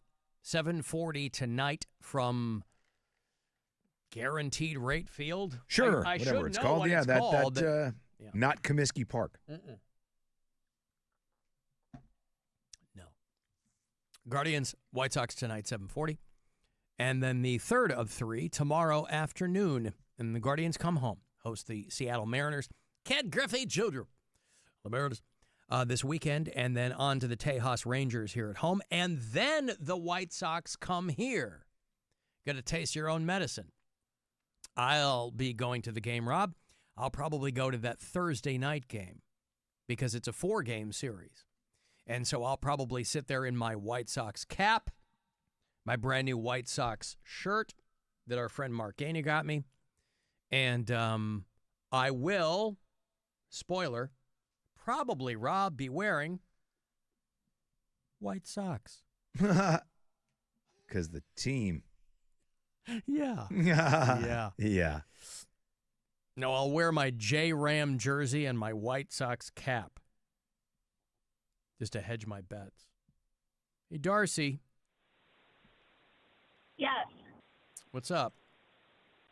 Y'all are putting me over the edge. It's Caddis. Like the girl in the Hunger Games? Without the N. Who gives a crap? Are you from there? I work there. Sorry. What do you do? I never even heard of this town before. What do you do? I am kind of a field manager, so I have like 26. I'm like a district manager, so that's just one of my locations. Oh, okay. For like a big corporate entity? Social service agency. Okay. Is that a good gig? Do you like it? I like the freedom of being out and about. Sure. You're out in the highways and byways of the great state of Ohio. Okay, so C-A-D-I-Z is Cadiz. Yes. Okay. Well, I'm certainly glad you put me in my place, Darcy. But Darcy, do you see how Cadiz is much funnier for the joke? I get it. Cat is nuts. I mean, that's not cat even is a nuts. thing, man. Not even close to funny. Sounds like an actual nut that would probably be delicious, but okay. Right? Thank you, Darcy. Ah. All right. Who gives a crap? How about that? Mm-hmm. Certainly don't meet a lot of Darcys these days. Thank you. Cadiz. C-A-D-I-Z. All right. Rob, do you remember when Mary Santorum used to call us? I sure do. Mary Santorum joined us. I think she was on the Floating Fandango last year, wasn't she? That was the one and only time I had the pleasure of being in the same room as Mary Santorum. Exciting. You know, when Mary Santora was on the show for many years, Mary Santorum would call and really get under her skin. And it's really our pleasure that occasionally she will still call the show.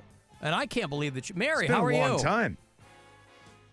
Hello, Alan. This is Mary Santorum. I feel like it's been 100 years since we've spoken. I thought maybe you'd gone into hiding or something. I thought maybe somebody had taken out a contract on your life, or you had made the wrong person upset. How are you? I'm good. Thank you for asking. No, Alan, unfortunately, for the last couple months, I've been in prison, but I'm so glad I got out in time to wish you a very happy 55th birthday, big boy. Unfortunately. Yeah, I'd say, what did you do? Oh, Alan. Well, basically, I was like Pablo Escobar, okay? But instead of smuggling cocaine, I was smuggling estrogen. Did you have hippos like Pablo Escobar? No. I had a whole underground network going, and basically it just got out of control. Oh, okay. Wow. Well, I'm glad that you're out. I thought maybe, you're when they say that you're supposed to kill on stage, they mean that figuratively, Mary. Well, Alan, I do have to admit, I was really impressed with the quality of the sodomy I received in prison. You don't want to go in with any preconceived notions. I know that. Alan, the inmate population has made some major advancements in reducing the fart-to-thrust ratio. Wow. The fart-to-thrust ratio, Rob. Yeah, the FTT. What was it before and what is it now? Well, Alan, it's all about the fart-to-thrust ratio, okay? That's what I learned. Okay, good. Well, I like to learn, too. I've never been inside, so to speak, so there you go. Well, Alan, they've also done some groundbreaking work in preventing blow-by. Yeah, what's blow-by? Use your imagination, Alan. All right, I will. Alan, all of the other inmates were so nice to me. They even gave me a nickname. They called me Miss Pumpin' Munch. Right. Okay, sounds like a Lewis Carroll character or something. All right, yes. Well, that's good to know.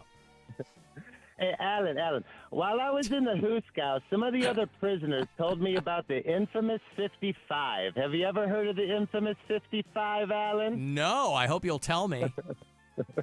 Well, Alan, the infamous 55 is when you take a buttload of nickels, literally. I saw that one coming. Oh, boy. Yeah? Alan, fun fact. Did you know that you share a birthday with the singer Duffy? No. Yeah. Alan, where I'm from, a Duffy is when you have sex in Dallas with a tranny named Patrick. All right. I don't know if tranny is the preferred nomenclature, by the way, Mary. Alan, I wrote you a little birthday jingle. Would you like an example? I would love to hear it, yes. Of course. Okay, now this goes with the song I Can't Drive 55 by Sammy Hagar, okay? Yes. Goes like this. Okay. 1 foot in the grave and 1 up your ass. Yeah. Dun, dun, dun, dun, dun, dun, dun. Uh-huh. Yep. And even at his age, he's still smoking grass. Yeah. Dun, dun, dun. He eats right and works out every day. Huh. And you can bet your ass he's still getting laid. Oh, he doesn't look a day over 45. He must be the healthiest man alive. I was surprised, I can't lie, when I found out Alan's 55. Oh, wow. Alan is 55. Alan is 55.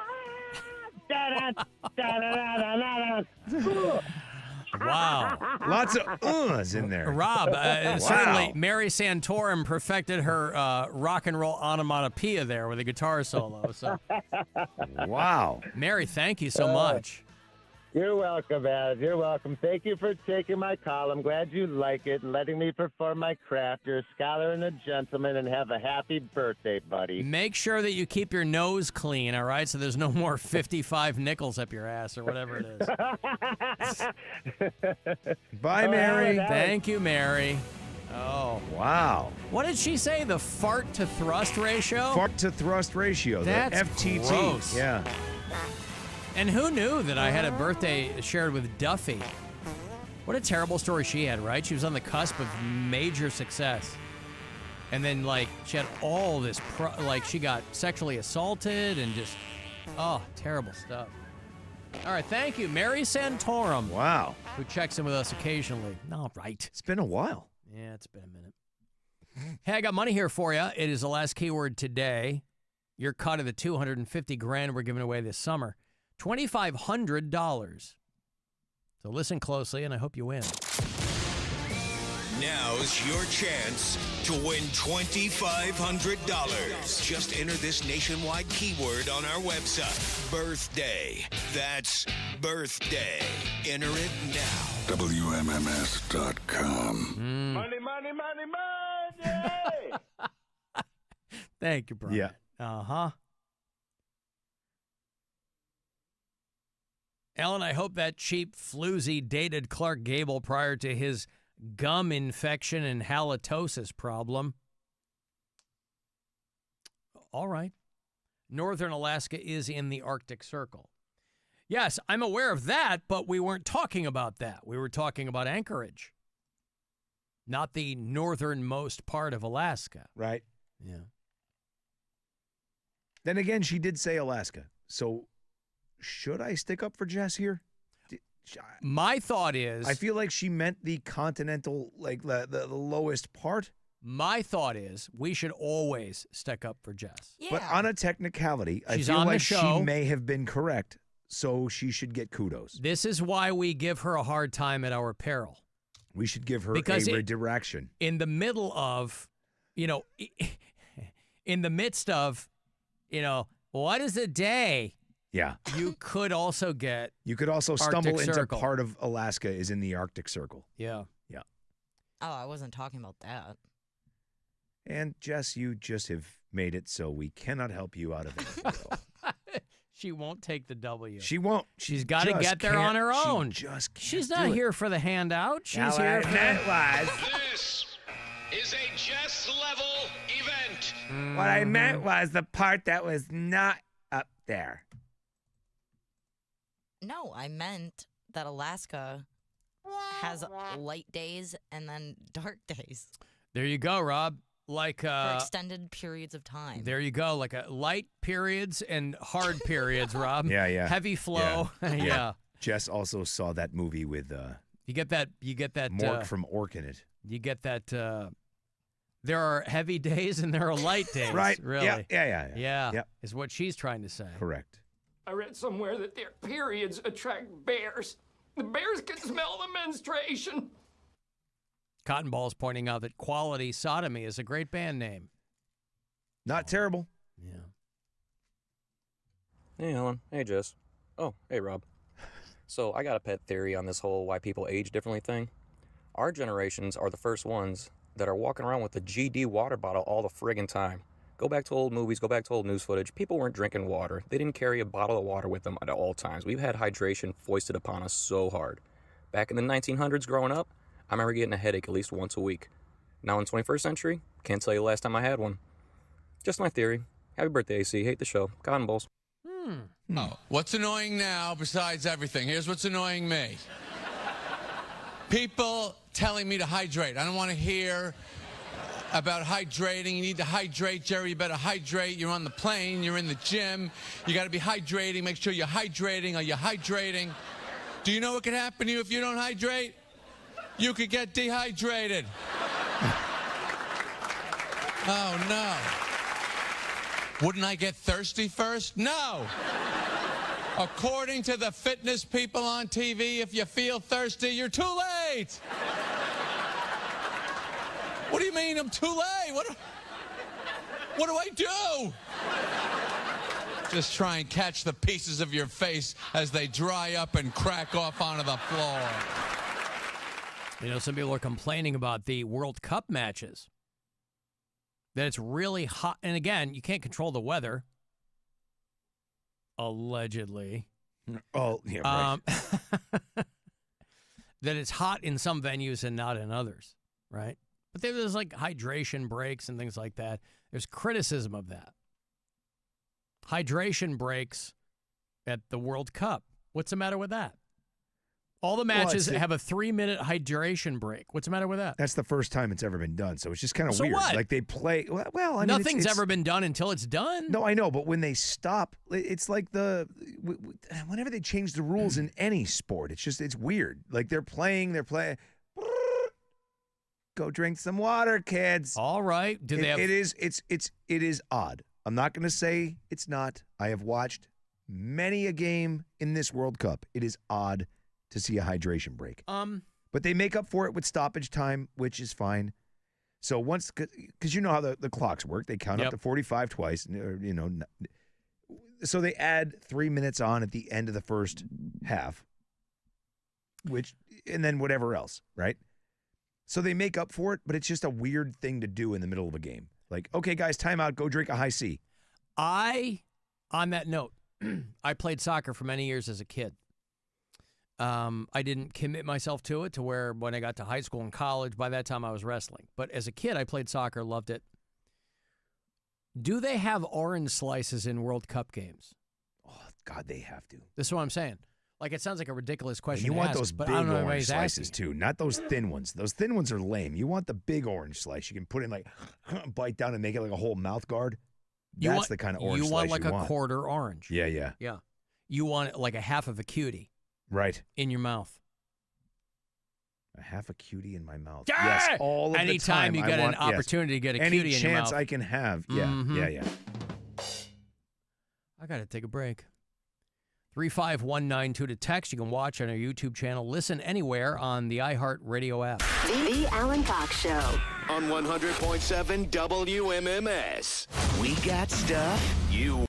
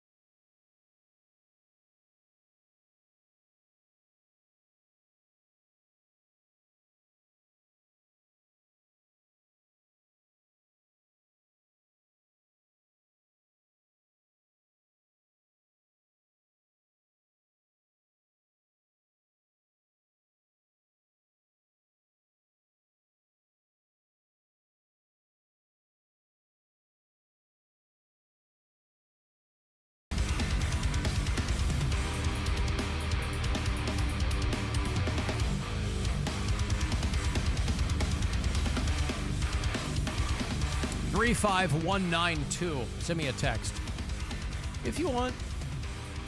AlanCoxShow.com. Email me there. You can watch our YouTube channel. Listen on the iHeartRadio app if you're so inclined. If you listen from out of state, tell me where. I'm hearing from Alaskan bureau chiefs that you're correct, Jess. Of? The whole, darkness and daylight thing. Yeah, I know. I'm just letting you know that they're co-signing for you. Oh, perfect. Thanks, guys. Around this time of year, the sun sets around 11 p.m. and then comes up around 3 in the morning. How about that? Congratulations. Nice. Nick listens to the show in San Francisco.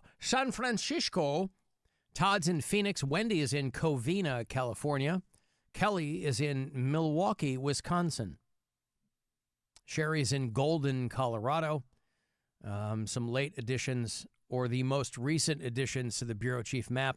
Jeff is in Pikeville, Kentucky. Zach joins the Chicago bureau chiefs. And Cynthia is down in Cincinnati. Alan, you guys drove my girlfriend nuts with the whole Monroe thing.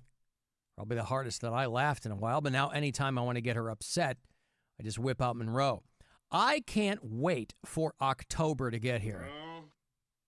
October can't come fast enough. As far as I'm concerned, I talked about it last week. They do this thing in Logan, Ohio, which is like this flea market / meet and greet thing.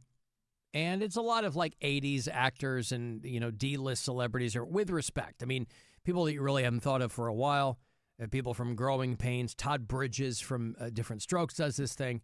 And one of the people they're going to have on the very last weekend of the run is Jim J. Bullock, who was Monroe and Too Close for Comfort. Monroe. And so I'm letting everybody know now, plenty of time in advance. Not that you care, but we're just talking here. October the 9th, we'll be running a best of because I will be in Logan, Ohio to meet Jim J. Bullock and have him sign my Too Close for Comfort box set. And he and I'll shoot some video, and he and I will chat. Be very excited. Monroe. I'm going to be coming at him from left field. He's not going to know what the hell's going on. And there'll probably be a couple of seconds there where he thinks I'm screwing with him. And I will have to make it very clear that I absolutely am not. Monroe. So I can't wait for October the 9th. Hey, Adam. Hey, Alan, what's up? How are you, man? Not bad. Happy birthday. The wifey and I say happy birthday. Thank you, brother. Appreciate it. What are you up to? Oh, yeah. Not much. We're looking forward to Friday. We're going to go see ICP for the first time. Oh, right. Yeah, ICP. Everybody's like, are you going to be at the ICP show? I don't know yet. I got tickets for Todd Barry at the Winchester. We'll see. ICP is great. I went last time they were here. You're going to get sticky. Are you on the floor or up in the seats? I think we won the ticket, so I think we're going to be on the floor. Yeah, you're going to get sticky, bro. Hell yeah. Water, fire, yeah. air, and dirt.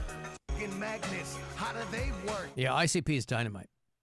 It is funny. Awesome. They have these giant things on stage which basically amount to Faygo cannons, and while they're performing, they just have a whole crew of people who go out there and reload these things with 2 liters of Faygo and then shoot them into the crowd. So it's like they got a whole road crew of people whose only job is to reload the Faygo cannons.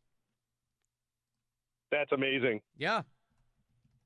And since they've Absolutely. moved... Hey, looking forward to...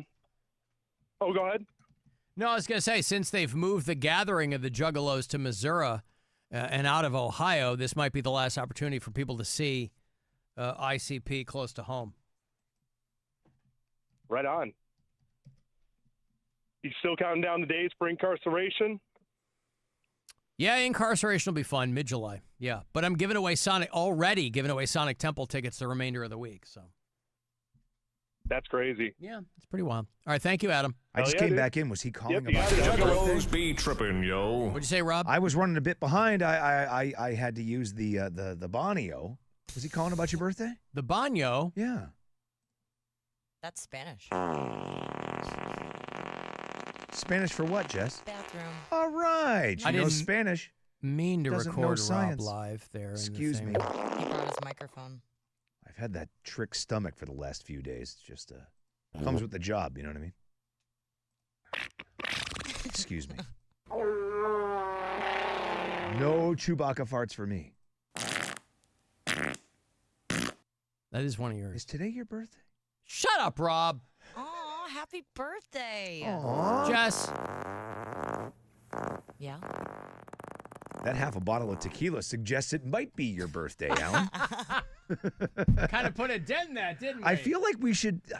I feel like this should be a more than just a special occasion thing. We should find a reason to do this at least once a week. Absolutely should not. No? No. Oh, I got the laugh so hard on that walking granny fart first thing out of the chute. How are we, if we take our hands off the wheel? Yeah. There's no way we could keep this as a number one show that it is. You know, we just recently get the new ratings for the station, and this is a number one show. Now, this show has generated and maintained a sizable contingent of haters over the years, but you can't fight facts. It's a number one show.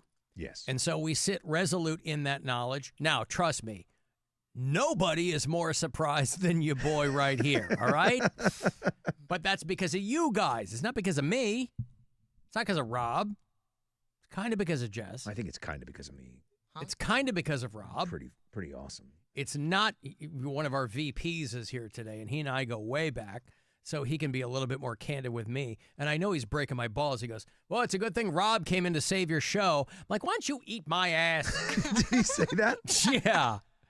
I walked into him the after. show sounds great. It's a good thing Rob came in to save your ass. I'm like, you know what? Gotta have it moist. I walked into him right after our first break of the show today, and I was like, you know what? You're right. We do sound great. We are a great show because we just did 20 minutes on Napoleon's penis. Sure did. And he was like, oh, cool, man. Great. Get out of here. I'm tired of looking at you. Show some RESPICT. Why are these so glitchy today? That sounds like a great computer. Every Is that that same broken-ass computer? No, it's a different one. Oh, even better. Awesome. Well, we have that lightning-fast internet here. A couple of hamsters. Just pure trash internet. How are you a company this big, by the way? And have you ever run a speed test in this building? I do it all the time because it's hysterical. What I pay for at home, I pay like $30 a month. And I have 3 times the speed of iHeart Media. How is that? I'm going to do it right now. Speed test. You know, in the 3 years that we've been downtown, yeah, I've never once been able to get on our internet. I have to get on Guest. Yeah. We have an in-house network, and then there's another one called Guest, and I've never been able to get on, even though I have Dude, passwords. honest to God, I think mine works. I'm going to hold this up so people can see it. People may think that I'm making this stuff up. The trashiest of garbage internet you can get at your house. Oh, you got a speed test thing. At least get you 100 megabits per second. This just showed up. Look, 14.6 megabits per second. Huh. Pure trash Are internet. Are we sharing it with the apartments upstairs?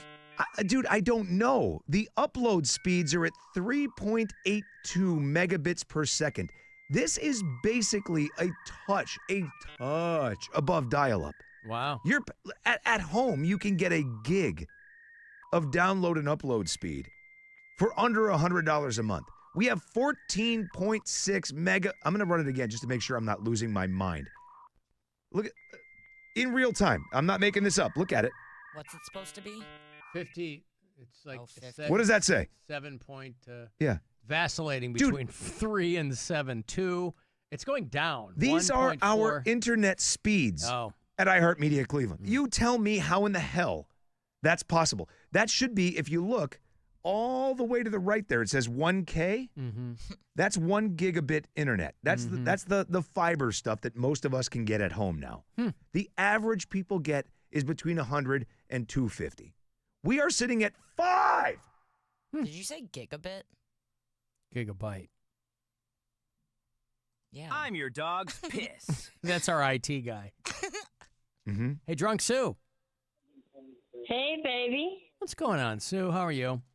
Oh, I gotta call you today. Why's that? Happy birthday to you. Oh, thank you, ditto, Sue. Ditto, ditto, ditto. I know you don't have to Happy do that. birthday Don't to you focus? you. Don't you focus on me. You focus on yourself. How are you feeling? I'm good. All right, good. How's the foot? Oh, like usual. Yeah, are you still convalescing? Oh, I felt pretty good today. All right. What'd you do today?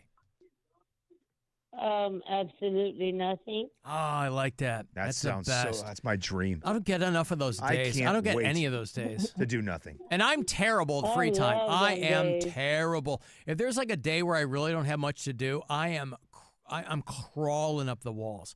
I really would very much like to be able to enjoy that kind of time. I simply can't do it. And I love it. Oh, it would be great. Me too, Sue. But Me too. don't you feel like there's something you should be doing? Nope. No. Wow, I wish I felt like that. I always feel like I'm just crawling out of my skin if I have free time. Good for you. That's because you have like things in order and stuff like that, and I don't care. Oh, I don't know about that. I'm just one of those people. If I'm not useful, I'm useless. So I'm like, I need to. Yeah. Yeah, I'm pretty content with just not doing nothing. Good for you. That's the best. What's on the? Are you cooking dinner tonight, Sue? No, I'm having leftovers. We went to Texas Roadhouse the other day, and it was more than I could eat. Did you get the 48-ounce porterhouse and wash it down with a drambuie? No, I got the what do you call it? The filet. Oh, not the The filet, what? Oh God. Is that like a bloomin' onion? Not the fillet. No, she's talking about a steak. Oh, we did get the bloomin' onion. Oh, you bet we got that bloomin' onion, buddy. We ate it till the bottom of we were licking the plate. Did you get the 12-ounce fillet? Did you get the ribeye? No. New York strip. I've never been to a Texas Roadhouse, so I don't know. Oh, it's great. If you love loud steakhouses, dude, that's the place to go. I really do. There's nothing worse than a quiet steakhouse. Yeah, you don't want to have that nice Oh, it quiet is not ambiance. Get a Gene and No, Georgetti. you want birthday in there. terrible country music and people riding fake like a bull chair for their birthday. Oh, it's great. Oh, yeah. What was the steak, Sue? What did you Rob, have? I'm sensing that you're being sarcastic. Not at all. I love Texas Roadhouse. All I'm right, not sir. being sarcastic. So what was it? You said it wasn't a fillet. What was it? Oh, it was, God, I can't remember. It was that New thing York that you strip. cut But you off said a you're big having hunk of- leftovers. Look at the leftovers. It's a great big hunk of meat. Yeah, thank you, Sue. Thank cut you it- so much. You know cut what? it. It's pot roast. No. chicken it wasn't critters, pot surf roast. and Damn it. turf. Huh? I don't know, but it was pretty good. Did they fry up a mess o' catfish? I'm not going to be able to sleep tonight not knowing what cut of steak she's having in leftovers, Alan. Was it a Dallas filet? No. They have a dish called roadkill. I'm Yes, they looking do. at their menu. Roadkill. Yeah, it's like I think it's Steak like a and chopped onions. up. They do Yeah. have something called roadkill. Anywhere I am, if they have an 8-ounce filet, that's what I'm getting. Was it a sirloin, Sue? No. It was a big hunk of meat. Was it a bone-in ribeye? No, it's like a roast, but then you cut it to whatever Prime rib. kinda- That's Boner. it. Hey, I got it, baby. Boner. Yeah, prime rib. Yep. So that is Sue, so prime Alan's rib right. is what you couldn't conjure up? Well- Prime rib is what you couldn't remember? It is a ribeye. Prime rib is still a ribeye. It's just Yeah. it's prepared differently and Slow and cooked- low. Yeah. So I was so I good. love prime rib. Prime Sue. rib, it's like New Year's Eve every night. Yeah, it was so good. Do you get it? Do you like an end piece where it's cooked well done, or do you like the extra raw and rare pieces? I actually ordered it medium rare, but I was sorry for that. So that's okay because I brought it home, and then I put it in the skillet and I cooked it to medium rare. Okay. Sue, you know me. I love a good end awesome. piece.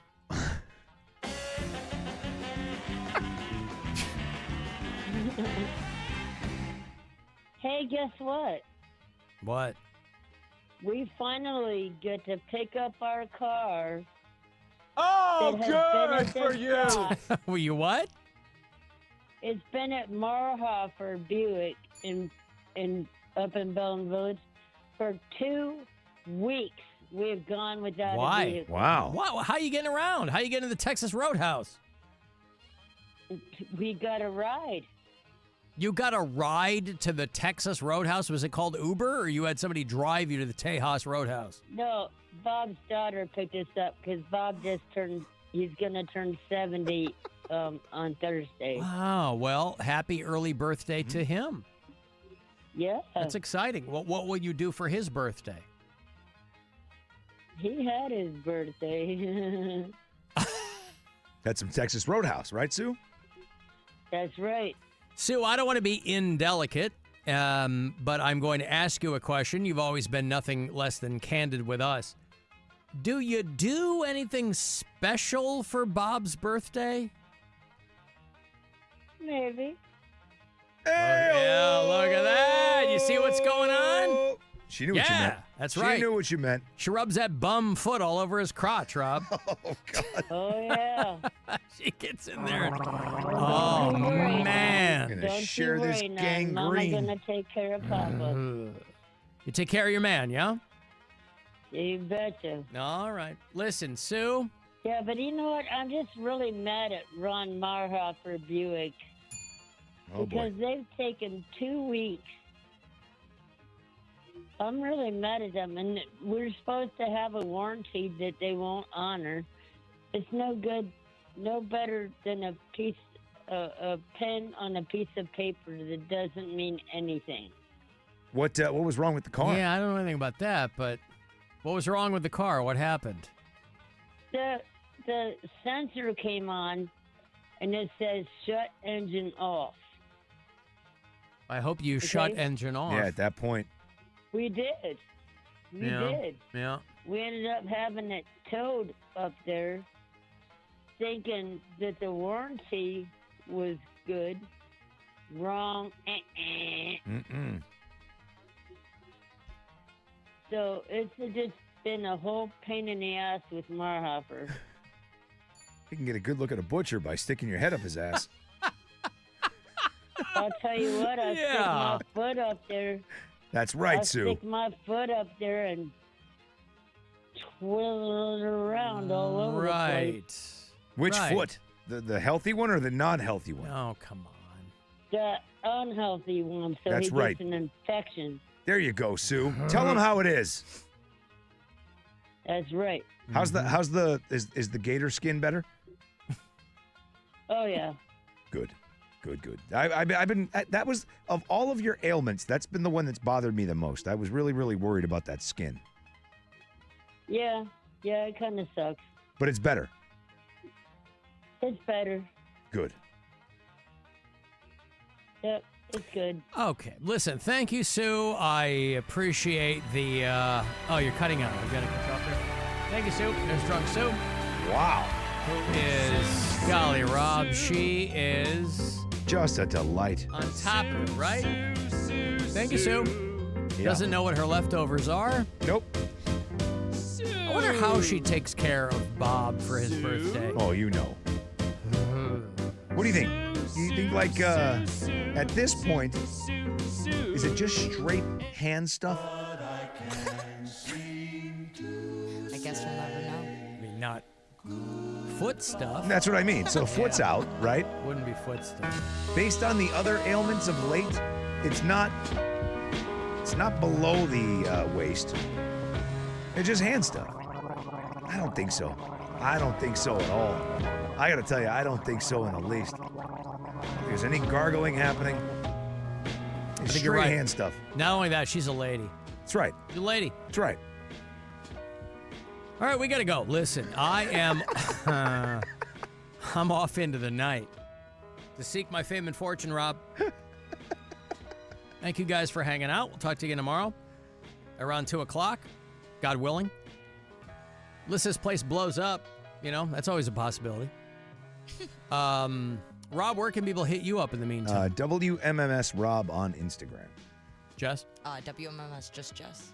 You want to DM Jess? Take her out for some ice cream. Teach her about how the world spins. And Yep. 24 hours happens. And Napoleon.